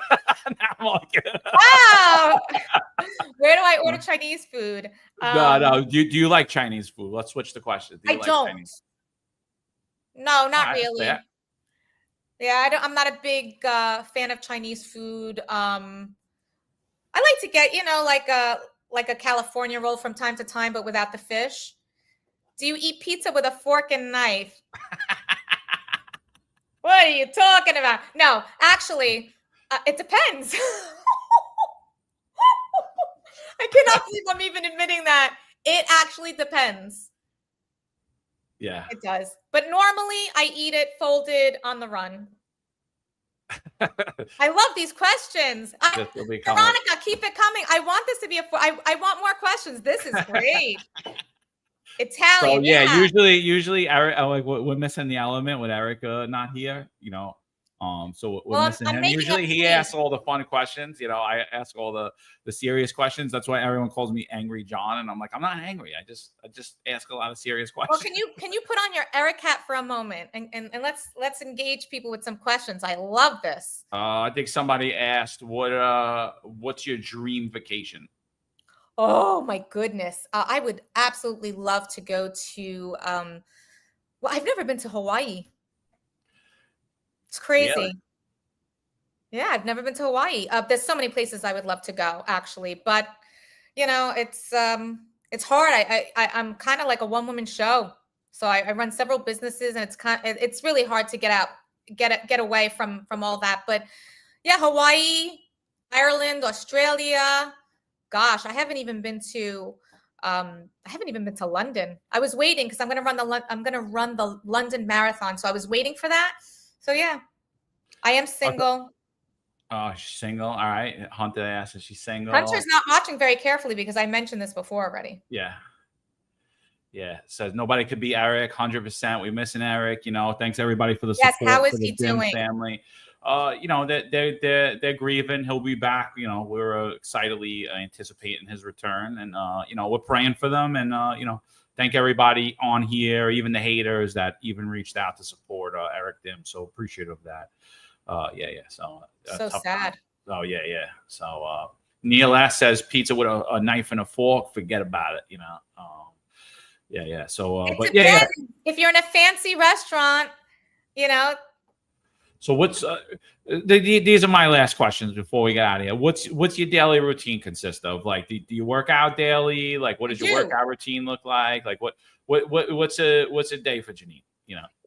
So are we talking about today, Janine, like the politician, or are we talking about before I entered politics? If there's a difference, tell us both. I mean, there's a huge difference. All right, let's talk about today, Janine, because this is who I am now, right? We're not going to talk about the past. So I wake up, I work out. That's for my physical and mental well-being. What do you do for workout? Like, what is it? So I try to get like an hour of cardio in, and then just some weights, about 30 minutes of weights. And if I don't have the time to do it all in one shot, I'll mix it up. Like I'll do the cardio in the morning, and then I'll go back in the afternoon for some weights. But it's very important to me. I need it. You need stamina when you're doing this. You need stamina in life. I don't want to end up, on medication and in hospitals, because it's really, our health system is a joke. I pay $1,000 a month for health insurance. I never know what my bill's going to be when I get out of urgent care. I still end up with $2,000-$3,000 in bills. So it's very important. Because you probably still have a copay. Like when I left, I had to buy my own insurance too. I was paying, I think, like $12 to $15 a month for like the whole family. Yeah. And then I still had to get like a $5,000 limit. So I had to spend $5,000 before actually the coverage kicked in, I have copay, I have co-insurance. It's nuts. So yeah, that's really important. And it'll be an important part of my platform too. Being, healthy proactively. And then I get to work. Usually now it's doing a lot of research, because I have been very ignorant with policy and politics and what's been going on. So I spent a great deal of time doing research about the things that matter most to people here, and some of the policies that are on the table, and some of the policies that have been pushed forth, and also, what the guys that I'm going against, what they, how they see things and how they want things to run. So I do a lot of that. I volunteer to do things such as podcasts or speaking at events or neighborhood cleanups. Wherever somebody wants me, I go. Sometimes I knock on doors for a few hours looking to, I don't have to get any more signatures. I got well more than I had to get on the ballot, but I still go door to door with my palm cards and meet people. And I spend, about 2 hours every day on the phones calling for donations, and also calling to find out what's important to people. Today, I had I woke up, I didn't get a chance to go to the gym, but I did the podcast. I did have a real estate meeting that I missed, and that's fine. So now I'm just going to campaign a little bit and knock on doors, make some phone calls. And then I'll go to the gym now. And then I have Curtis Lewa's fundraiser. I'm also going to a lot of fundraisers for a lot of other candidates. I think it's really important now that I'm in the game to show them some love and to show them some support. I have a whole new appreciation for people in public office, even the people that I am going up against, right? And other people from other parties. It's not an easy thing to do. And it's a lot of work. So I think it's really important that I'm out there supporting the candidates that I do align with. And I'm not saying politically, I'm not really a vote down the line kind of gal. But so tonight is Curtis Lewa's night. The other night, I was at another candidate for District 38, I think. So yeah, it's a lot. I'll get to bed at 11. And I'll start it all over again. I'm a 4 o'clock clubber. I wake up at 4. Wow. Yeah, no, long day. I hope you have a great night tonight. Thanks. It's going to be fun. Last thing from me. Why should the people of Brooklyn vote for Janine Acquafredda? The people of Brooklyn should vote for me because, well, first of all, I am one of you. That's the biggest reason. I live here, I work here, I struggle here. I'm somebody that has been through a lot of what you all have been through, right? I'm coming from a very unique place of having, and I mentioned this, the first thing I mentioned was I was born in the projects. I lived in the projects till I was 13 years old. I get it. And so many people in New York City are dependent on these very important programs, right? But we can't be relying on them for many reasons. And I really feel like I was very lucky and very fortunate to have not gotten stuck in the system and to have been able to, I went to CUNY, 2 degrees from CUNY schools. I paid my own way. I started my own business. I think these are things that most people would love for themselves, right? They would love to be able to, no matter where they started, get to another place. They don't want to be stuck. We're in the best city, in the best borough in that city, and we have potential. We have hope. We have resources. We have everything great. And I think it takes somebody like me, a real person, to guide people through that. And I've been in very dark places, and I've been in very bright places. So first reason, I'm one of you. I'm not a politician. That's the first reason you should vote for me. I've got a lot of real world experience in getting things done. I know how to see things from both sides, right? I've been negotiating. My entire career has been sales and negotiation. So I know how to get things. I also know how to get people to do things, and I know how to get things done. And that's what we need. That's real leadership. And I think, it's a very, Brooklyn Borough President is a very ceremonial position.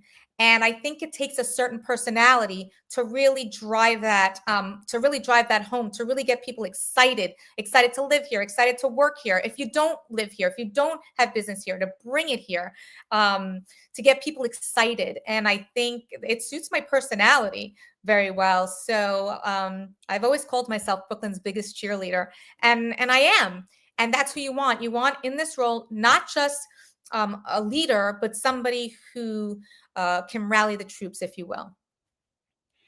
Yeah, I mean, I'm sold. I know the people in the chat are, some for other reasons, not, but by the way, I'm going to pull the gender card here. Okay, I'm going to pull it. Do it. I would be the first female ever. I'm the first female to ever make it to the general election. Really? But yep. And I would be the never first. Been a female borough president or Never. Really? There's never. I'm sorry, Brooklyn. We're talking about Brooklyn. There's never been a female Brooklyn borough president. No. Wow. And I do believe women make everything better. I don't like that, I don't like the whole diversity equity nonsense, but like I'm not down with the diversity. But I'll tell you right now, like, just comparing the things I heard from Antonio Renoso to the things I heard from you, I'm voting for you because I'm voting for you. I'm not voting for your gender. I think that but that would be something to have someone that's the most qualified and actually be the first of something. Unlike, what we see today, where it's like, let's just put her in because she's the first of this or the first of that. And there's actually a lot more women in Brooklyn than there are men. So it's very important to have that voice. Oh, yeah, there are. I didn't know that. I know girls are dominating, though. I go like anywhere. I see girls everywhere. Well, good. You're a lucky guy. Yeah. Well, I'm married, so nothing for me. But I'm just saying, like, even like when like little kids at schools, like I have 2 daughters. Like all my friends have daughters. Like very few of my friends actually have sons. Like the schools look like they're flooded with girls. I mean, that's a good point, and there should be equal representation of the qualified people. So yeah, listen, we can make history here. So do it. We already have. And I'm really proud of that. And, but like you said, this is not about DEI. This is about who's best for the borough. And you and I can't decide that. The people of Brooklyn are going to decide that. And, but I hope that they do their research. I really do, because there's a lot at stake here. There's a lot on the line. 100%. So check, thanks everybody for weighing in on these political interviews. They're highly important. Like I said, tonight, check out the Executive Perspective at 17:05 or 5:05 p.m. Eastern time with Inspector Ron Layson. He'll be interviewing retired Inspector Robert Nappy or Rob Napolitano, excuse me. So we'll have that tomorrow. Should be on for about a half hour with Scott Stringer. So get your questions ready. That'll be quick, but it should be hot and heavy one. And I really appreciate you coming on. It was a great conversation. Everyone definitely check out Janine Acquafredda. Check out her social media. Like I said, her links to everything are in her bio. Check her out on Facebook because I didn't put that link in there, but type her name in. I have her name everywhere and find that she'll be an easy search to find. Janine for Brooklyn. Just search Janine for Brooklyn. It'll pop up. FOR, right? Yes. It's FOR instead of the 4, right? Janine FOR. Brooklyn. I know. I have an obsession with the number 4. Actually, I don't know if you could see it. Nah. But it's not. We're spelling it out. Janine for FOR Brooklyn. All right. Awesome. Any last words before we end? Just thank you. Thank you very much for having me on. Thank you for everybody who watched, whether you agree with me or not. I appreciate your time, and this was a lot of fun. Thank you. All right. Awesome. Ladies and gentlemen, the great and powerful Janine Acquafredda. Thank you for joining us. We'll be back at you. Check us out 17:05 tonight. There's a handful of retired officers that don't live in the state that have a lot to say about the dream team, as I like to call it. All of a sudden, they retire and have a master plan on how to fight crime, but nothing to contribute when they were here. They want to come back and be part of the dream team. What can I say? Law enforcement professionals dedicate their lives to serving and protecting our community. But who's protecting their financial futures?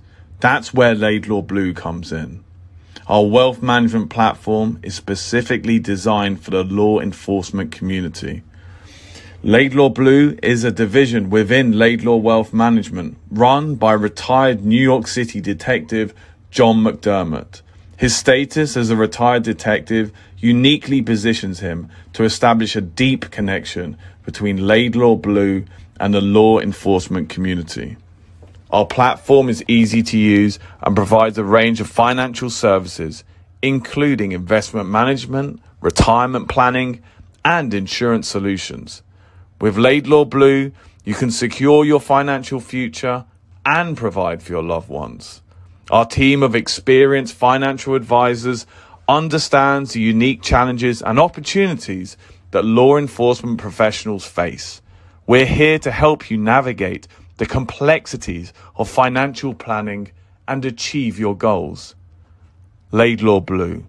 Secure your financial future today. Book a meeting using the QR code displayed or call us directly on 888 901 Blue. That's 888 901 Blue.